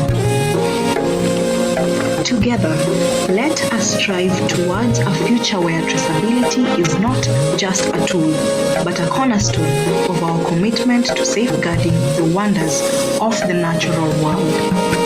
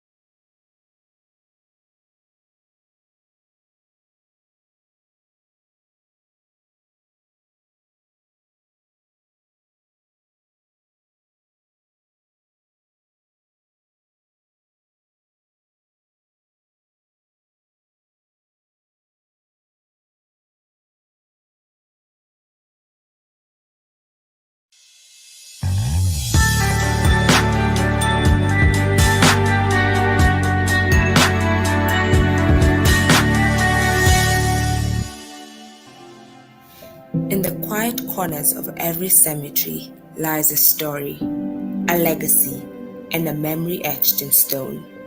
But what if these final resting places held a darker secret? What if the names engraved on these tombstones did not match the bodies lying beneath? This is the unsettling reality that has haunted funeral homes and grieving families alike for far too long.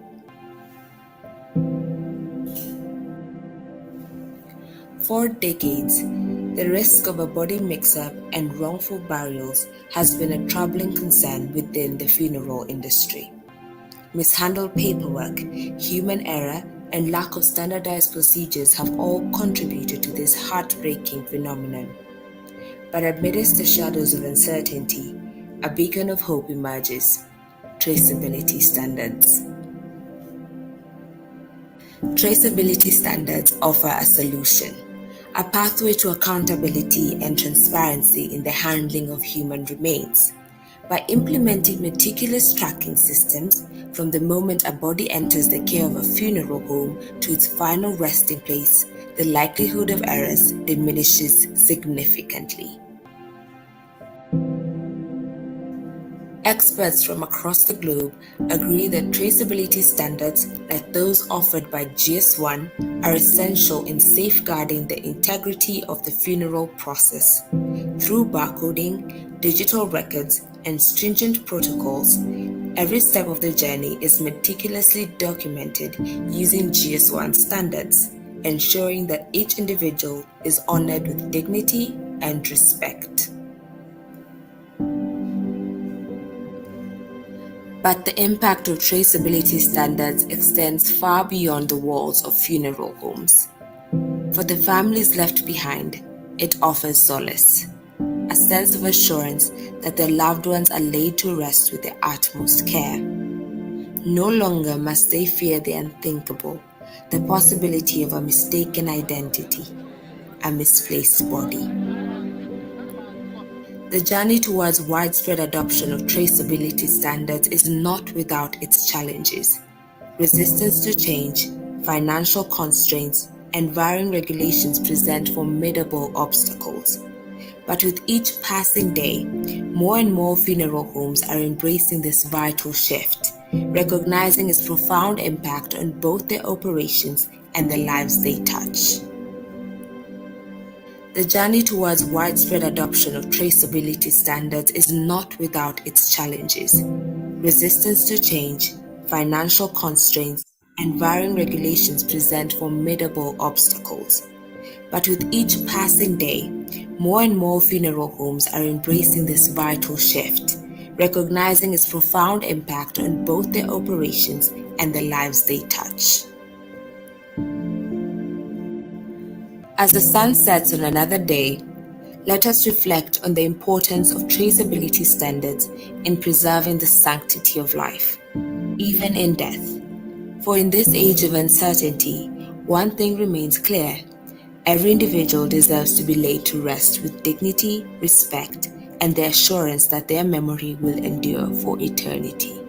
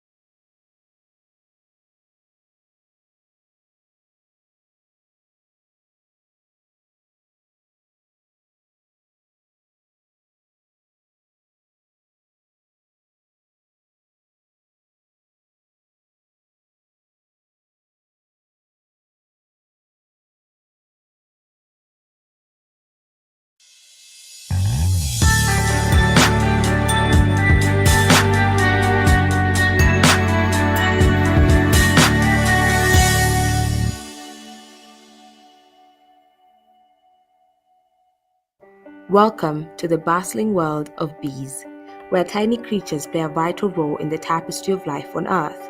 Today, we embark on a fascinating journey to trace the flight paths of these industrious insects, exploring their intricate behaviors and highlighting their immense importance to our planet. Join us as we uncover the secrets of buzzing explorers, tracking the journey of bees. Bees are diligent foragers, visiting thousands of flowers each day in search for nectar and pollen. But their journey doesn't end there. Once loaded up with precious cargo, they return to their hive, guided by a remarkable sense of direction. To track the flight paths of bees, researchers use tiny lightweight trackers attached to the bee's body. These devices allow scientists to monitor the bees' movements in real time, providing valuable insights into their behavior and habitat preferences. By tracking the journey of bees, scientists have discovered that these incredible insects can travel several miles from their hive in search of food. They navigate complex landscapes from urban gardens to rural meadows, pollinating plants along the way. But bees do much more than just pollinate flowers. They're also essential for agriculture. contributing billions of dollars to the global economy each year through the pollination of crops. Without bees, many of the fruits, vegetables, and nuts we rely on could disappear from our planet.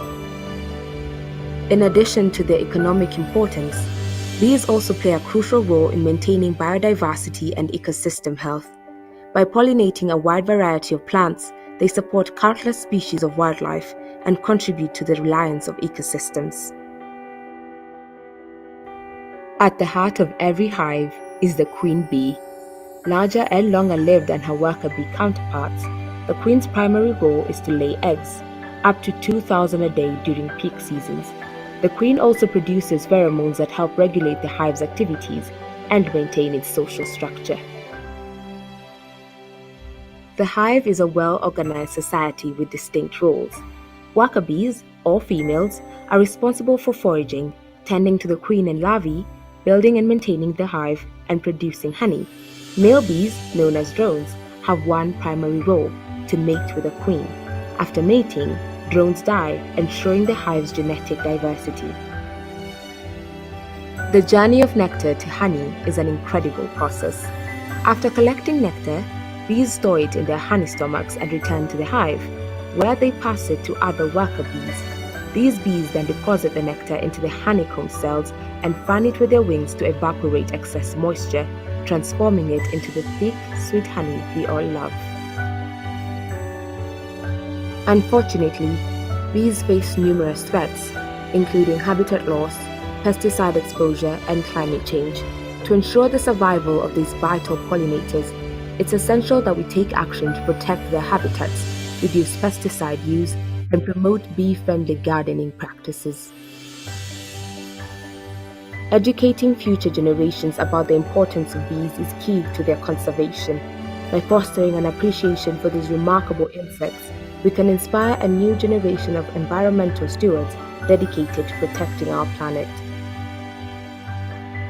As we marvel at the incredible journey of bees, let's remember the vital role they play in our world. From pollinating crops to supporting ecosystems, these buzzing explorers are essential to life as we know it. Let's work together to protect and preserve their habitats, ensuring a bright and sustainable future for generations to come.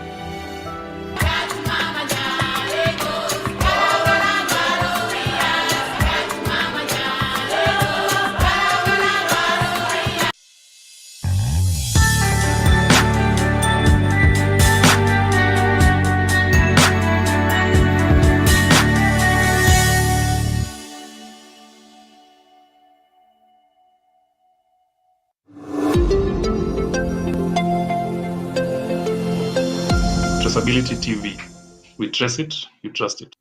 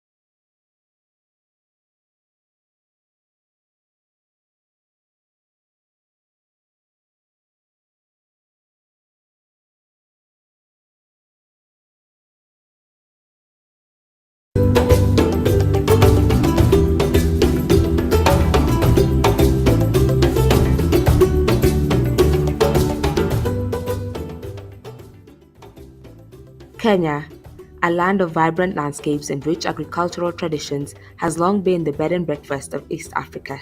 Here, every sunrise marks a new chapter in the age-old story of cultivation and harvest. Yet, as the world evolves, so too must our approach to farming. In the face of global challenges, a new chapter is unfolding, one where innovation meets tradition to ensure that the journey from farm to fork is transparent, accountable, and sustainable. This is the story of traceability in Kenyan agribusiness, a story of how we are paving the way for a future where every meal is a testament to integrity and progress. Kenya's agricultural roots run deep. For generations, farmers have relied on time-honored techniques passed down through families, but as global markets expanded and food safety concerns grew, the need for a more transparent system became evident. Enter traceability, an innovative solution blending tradition with cutting-edge technology. Agriculture is the backbone of Kenya's economy, supporting millions of livelihoods. Yet, the journey of these crops from the fields to our tables is complex and fraught with challenges. Contamination, fraud, and inefficiency can undermine the integrity of our food systems. To combat these issues, Kenyan farmers and agribusinesses are embracing traceability, a system that meticulously tracks every step of a product's journey, ensuring safety, quality, and sustainability. Traceability begins with a single seed. From the moment it's planted, data is collected: soil conditions, weather patterns, and farming practices. This information is digitally recorded, creating a transparent and verifiable history. As the crops grow and are harvested, each batch is tagged with a unique identifier, allowing consumers to trace their food back to its origin with just a scan. Traceability in agribusiness goes beyond simply tracking the movement of products from farm to table. It encompasses a comprehensive system that integrates data from every stage of the supply chain, from seedling to shipping. Each participant in the process, whether farmer, processor, or distributor, contributes to a digital footprint that ensures accountability and transparency. By capturing critical information such as batch numbers, harvest dates, and handling practices, traceability not only safeguards against food fraud and contamination, but also enhances efficiency and quality control across the entire agricultural ecosystem. Moreover, traceability empowers stakeholders throughout the supply chain. Farmers gain valuable insights into their production practices, enabling them to make informed decisions that optimize yields and reduce environmental impact. Processors and distributors can manage inventory, respond swiftly to recalls, and meet stringent regulatory requirements. Consumers armed with access to detailed product information can make informed choices that align with their values of sustainability and ethical consumption. Organizations like GS1 Kenya are at the forefront of this revolution, partnering with farmers, agribusinesses, and government agencies to implement standardized traceability systems. These initiatives not only enhance food safety and quality, but also open new markets for Kenyan produce, driving economic growth and development. Education and collaboration are key. Workshops and training sessions are empowering smallholder farmers with the skills and knowledge needed to adopt traceability. By bridging the gap between tradition and technology, these farmers are becoming active participants in a transparent and resilient food system. The journey of traceability in Kenyan agribusiness is a testament to the power of innovation and collaboration. It is a story of how a nation can honor its rich agricultural heritage while embracing the future. As we sow the seeds of accountability today, we ensure a harvest of prosperity for generations to come. In Kenya, the future of agribusiness is bright. With traceability, we are building a legacy of trust, quality, and sustainability. Together, we are not just growing food, we are cultivating hope, integrity, and a shared vision for a better tomorrow.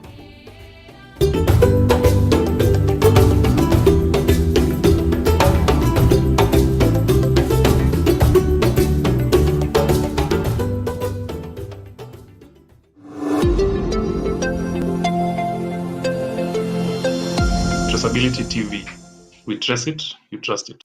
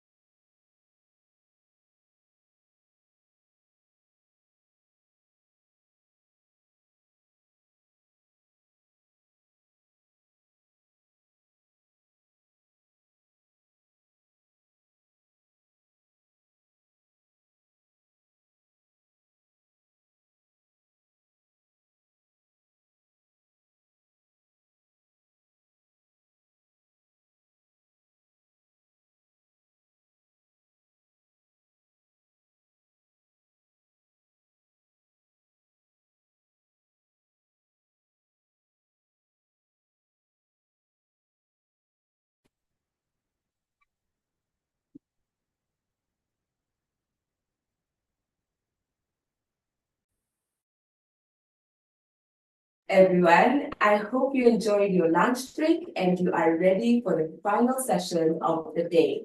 I want to start by thanking all of you for tuning in to GS1 Kenya Traceability Week 2024. Your participation and engagement have made this day truly special. As we continue through this week, remember, we are streaming all sessions live on Traceability TV on YouTube. Make sure to subscribe so that you can catch up on any sessions you missed or revisit the valuable insights shared by the expert speakers. We also love for you to hear from you, so don't hesitate to drop your comments and questions in the chat box. See them as we go along. Before we dive deep into the last section of the day, we will now play a brief segment on the GS1 Kenya and GS1 anti-poaching law.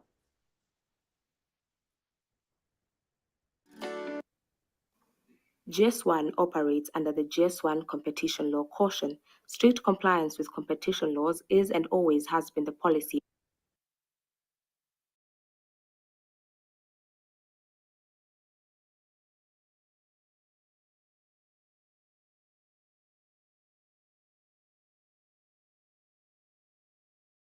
of GS1.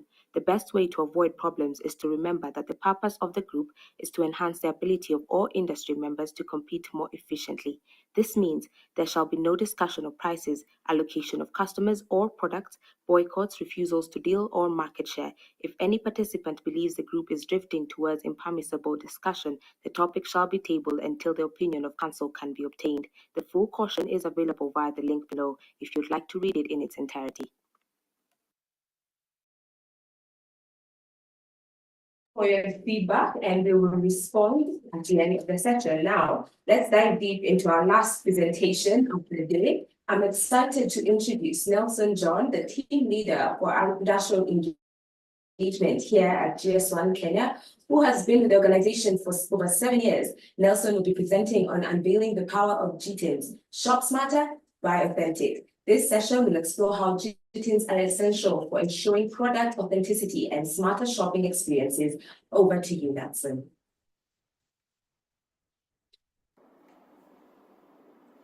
Thank you, Marianne, for that great introduction. Good afternoon, everyone. I hope you are doing well. Today, I'm going to take you through the power of GTINs. We are currently living in a global village where everything in the supply chain is interconnected. Healthcare, agribusiness, marketplaces, transport and logistics, and at the center of it all is the GTIN. The GTIN is making it possible for us to identify every item that is being transacted in the supply chain. So you could be wondering, what is a GTIN? A GTIN is simply a trade item unique identifier, and in full, a global trade item number. A trade item is simply any product or service that is priced, ordered, and invoiced at any point in the supply chain. Anything that you are currently transacting, if you are selling bread, if you are selling milk, if you're even selling any good that you can think of in any biashara, to uniquely identify it, we use a GTIN. For example, we have this strawberry jam. The strawberry jam in the physical world has that GTIN you're seeing there, starting with 616, issued by GS1 Kenya. And in the digital world, the same GTIN is being used to uniquely identify it on a marketplace, for example, Jumia or Amazon. So, at the center of it all, trust and efficiency starts with a valid GTIN.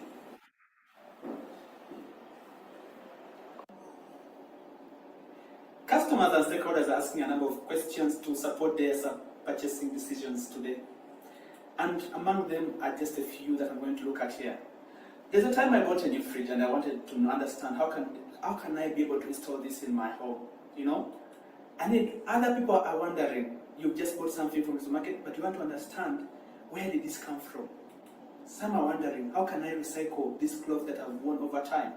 To be more sustainable and also aware about the environmental impact of the product you are using.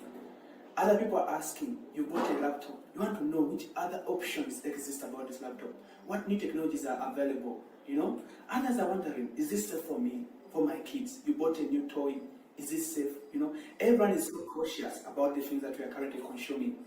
All these things can only be answered through the power of the GTIN. having information about everything that we purchase and transact with in the supply chain.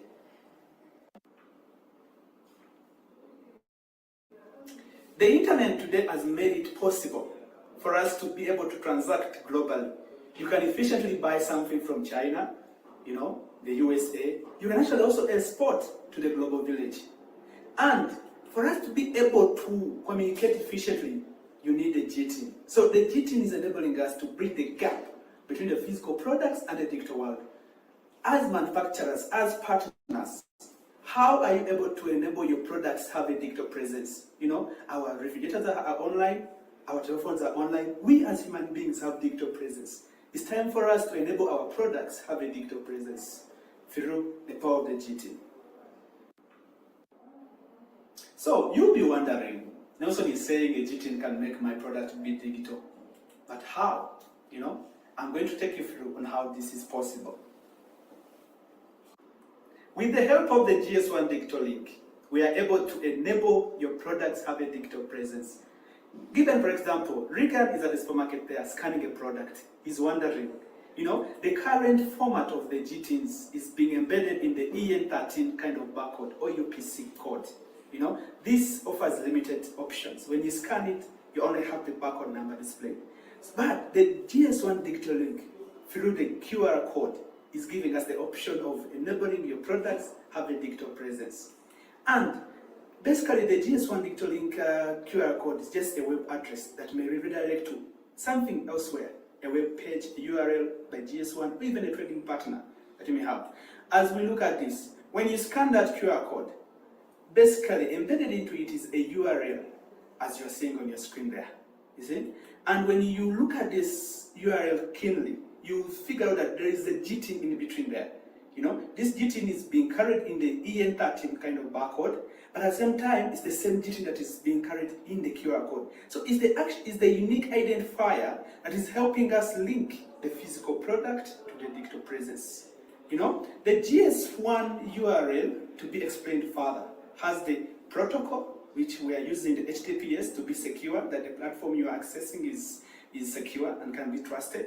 Then we have the domain that can be used. Could be Amazon, could be Jumia, could be GS1, so-called power, Then we have the GTIN that is identifying the product, and other information about the product can be included. For example, the batch number, we can have the serial number about the product, even have the expiration date.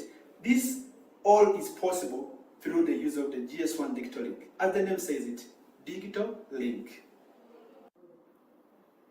So let's take an example of this strawberry jam.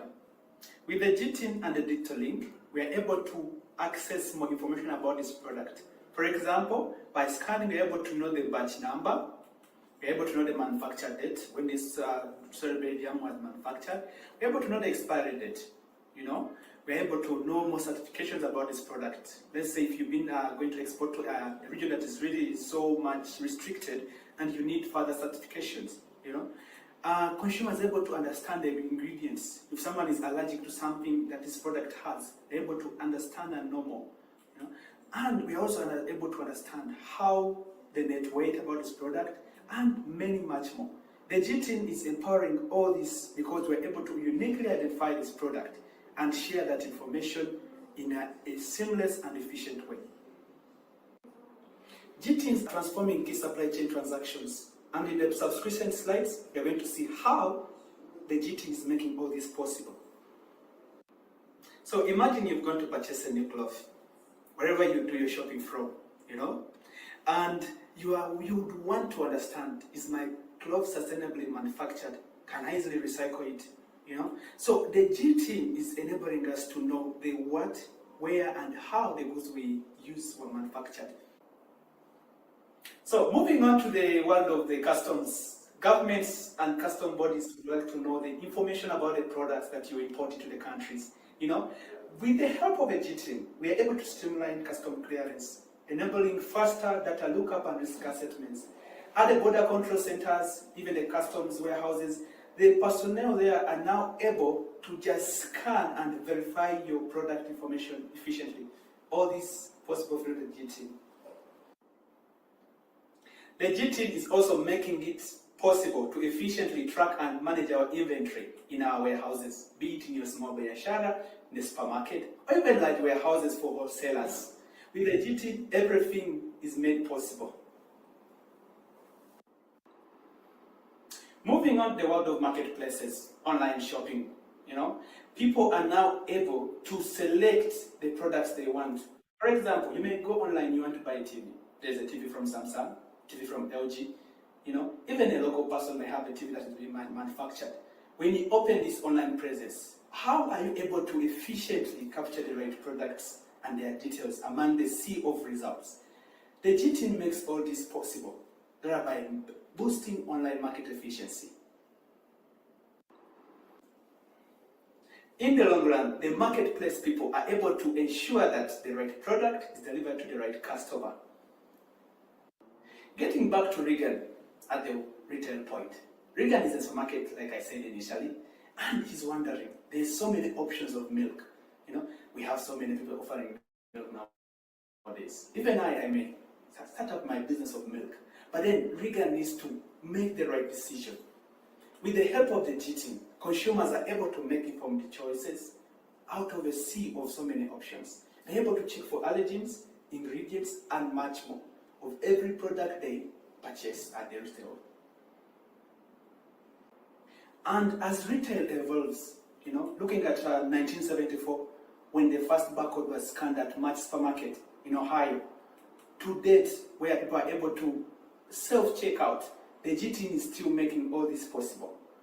People are able to just pick the product, go to the point of sale, confirm with efficient information, everything uniquely identified because of the GT.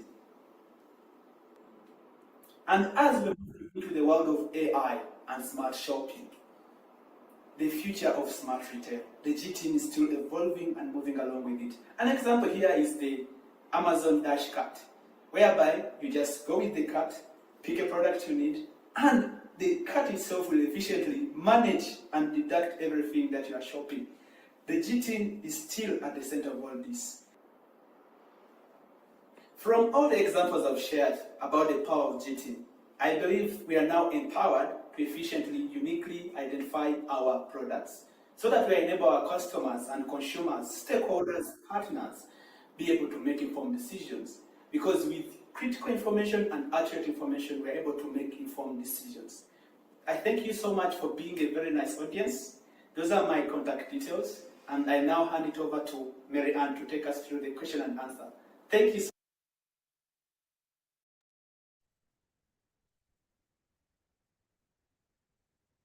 Oh, thank you so much, Nelson, for that amazing presentation. I hope that you all learned something. And now this is Nelson, and he's here to will question him on everything that is unveiling the GT. So welcome, Nelson. Thank you so much, Marianne. Good afternoon, everyone. I believe from my presentation, you've learned a lot about the GS1 GT. And yes, Marianne, okay, anything for me? Yes, I do have a lot for you. And the first question will be, what are the primary advantages of using GTs in today's global marketplaces? Okay, so from my, I believe you understood that a GT is a unique identifier.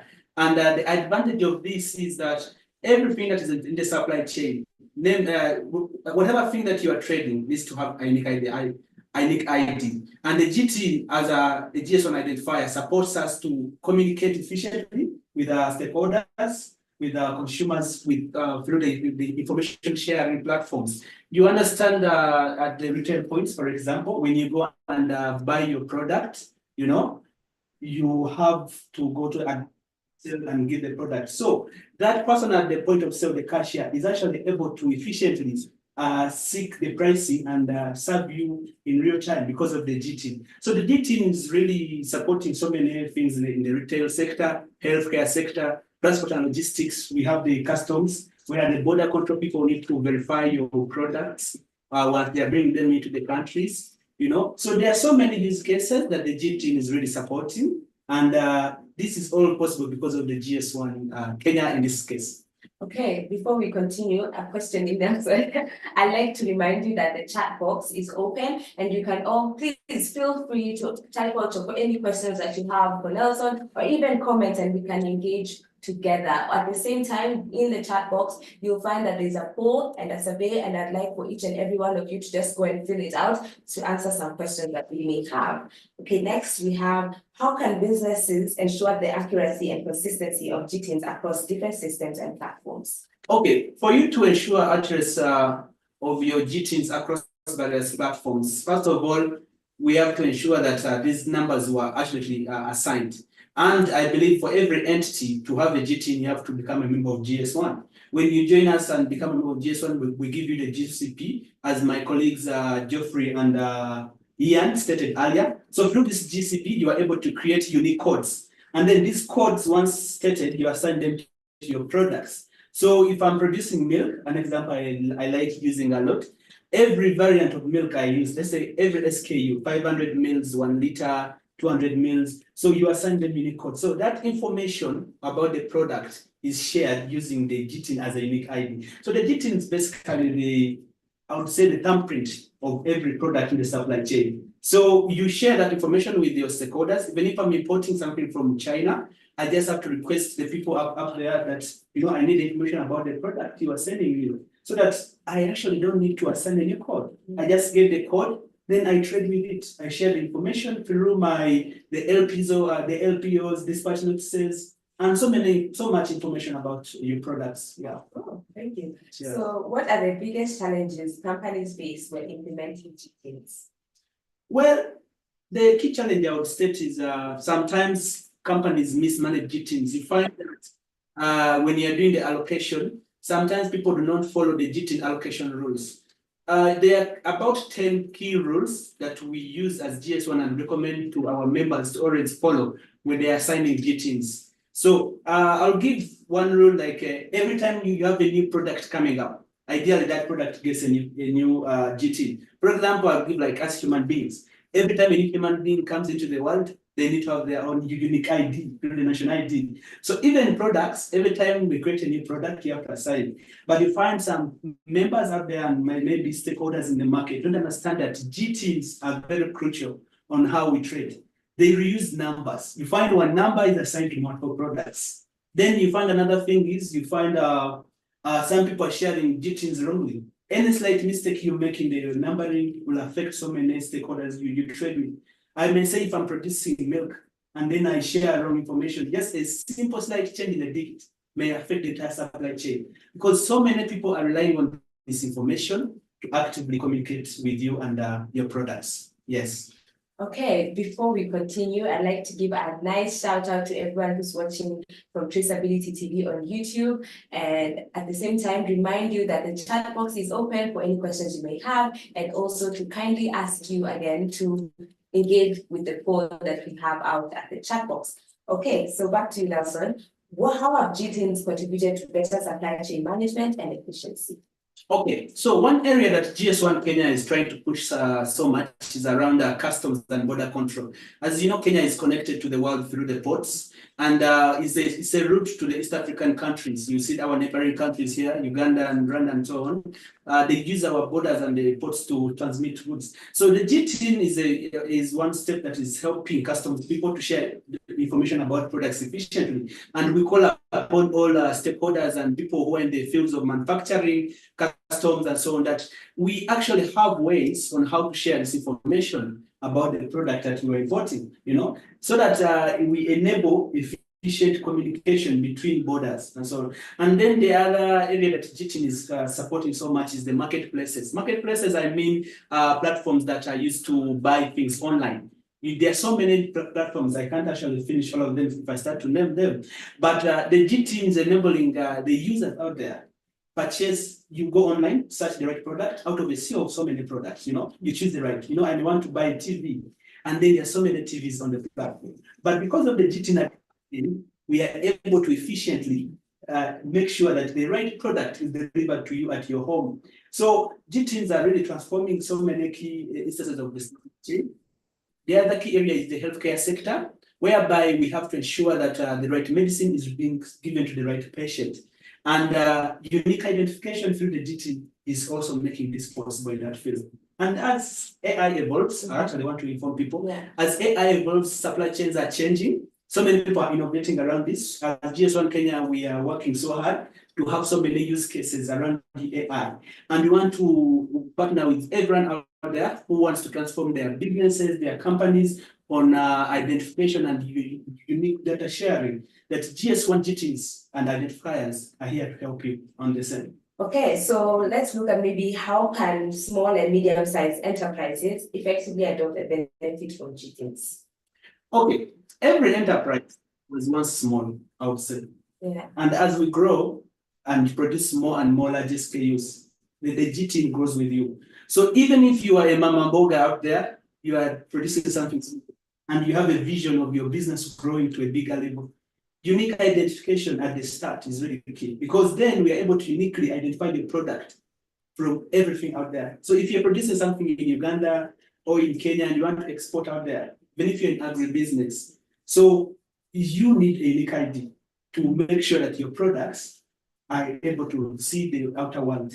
Okay. So, yeah. Before you continue, I'd kindly again like to remind our audience that we do have a poll out on the chat box. Kindly engage with it, and for advancements in teaching technology do you foresee in the near future?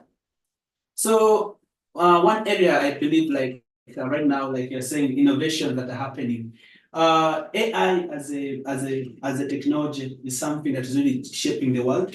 And as African countries and also Kenya in this case, we don't want to be left behind. And GS1 being a standards body, we are here to support people that are evolving and looking at digitizing their supply chains through the power of AI and technology, achieve better. So unique identification is at the forefront of everything. Everything we share online needs an ID. Even if I have my account on Facebook or I need an ID. So even our products, to be able to have a physical and a digital presence, the GTIN and unique identifiers are really key. So all the other metadata about a product is actually shared because you have a unique ID. Because for us to achieve traceability in the long run, you have to be able to understand, what am I tracking?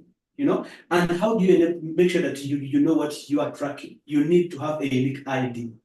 So that's where the GT is coming up. So there are so many innovations, and we call upon everyone out there who want to innovate around this, the young people out there who are developing new platforms to share, the marketplace people. There are so many young people who are trying to break through in this technology world and innovate around supply chains. That GS1 is here to support you on very many ways of managing supply chain traceability through our standards. So how can organizations balance the need for compliance with global GTIN standards and the flexibility to adapt to local market requirements? Well, I believe every company needs to, first of all, have research is one area, and is very, very key. And through, when you look at us, GS1, we have a research department, and also we do trainings. So organizations that are looking at evolving around traceability and so on, they can reach out to us. We can, you can come and we offer you some consultancy. We support you. We come and understand your business case, understand your processes, how you're going to achieve them. Like I said earlier in our session with Geoffrey, GS1 is here to support you. As our members or even stakeholders out there, you may be lacking knowledge on how to efficiently get so much out of these standards. So any business that is out there, really, we are really open and we are waiting for you to come through. If you don't come through, we shall find you. Through the industry engagement department, we are going to make sure that we reach out to you so that we support you and understand how GS1 standards will efficiently support your business and so on. Okay, so maybe the final question of this session would be, what resources, training, or support are most effective in helping businesses implement and maximize the use of GTINs? So GS1 has a training platform, and at GS1 Kenya, our training department runs trainings weekly. Like I said earlier, we have trainings weekly at various categories. We have for our members that maybe these members who have been in business, we come through, we can have internal trainings for your staff. We understand your business, we train you, but also even new members who are just joining in, we train them. And then those partners of ours who just need to develop something on top of our standards, we again engage you. We have so many collaborations that we are pushing through industry engagements to support everyone out there to achieve the power of GS1 standards and the GTIN as a unique identifier at every level. So I believe most of you have gone to the market, you've scanned 90% of the products I can solemnly say that 90% of the products that you are interacting with on the supply chain in Kenya have GS1 Kenya standards. The 616 that you see at the product was issued by GS1 Kenya. Okay. So we are really supporting somebody, and we want to thank them for their business with us, but also entrusting us to manage the unique identification. And we want to call upon you to continue preaching the word to even your other stakeholders. We believe through these platforms like Traceability Week, we are able to share insights with our members, but also we encourage them to raise questions on areas that they need us to tackle more, because through such things, we are able to share and learn from each other. You know, on platform here, we have so many experts that are watching through, and they are live on Traceability TV, but also we want them to ask questions, like you said. So, yeah. Thank you. Yeah. So I'll be pushing this one to Joseph on the control panel to give us the results of the polls that I've been asking you to engage with. Just over to you. Thank you, Marianne. What a lovely afternoon session that you have had. And I'll just take you through the three questions that were brought up in relation to the power of GTs. The first one was, how familiar are you with the global trade item numbers? I'm glad to say a number of you were very familiar with it, and there are very few that were not familiar with it. Let me even just share the results as we speak. The second question was, how has the implementation of GS1 standards affected your business operations?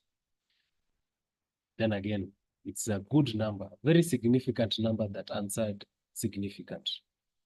And only one person said that it was not significant, which means that definitely the power of GTs is quite strong. And the final question was, which sectors utilize GTs? This was quite vast, but the people who answered all of the above were actually correct. GTs are used in all the above three sectors and even others. So with the power of GTs, I believe it has been able to impact not only operations, but also the operations of other people around you. That, I will give it back to Marianne back in the studio. Thank you.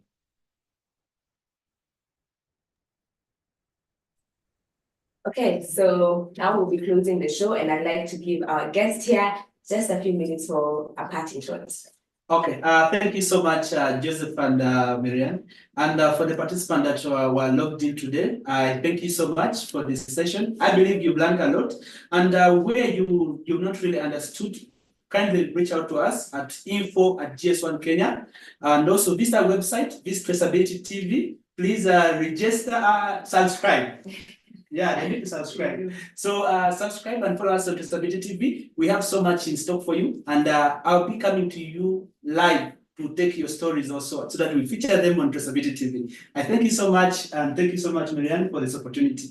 Okay, and that is a wrap for the one session, the one of GS1 Kenya's Traceability Week 2024. And honestly, I want to thank each and every one of you for participating and for even attending the event. Your engagement has truly made this day a success. So I'd like to remind you that we have Traceability TV, and I'd love for you guys to subscribe to the channel so that you can be able to revisit all these sessions and even more that we'll be having tomorrow, 9 a.m. EAT African time, so that you can be able to engage and dive deeper into the world of traceability. So until next time, I'm your host, Marianne Minyoki, and I will be seeing you tomorrow bright and early.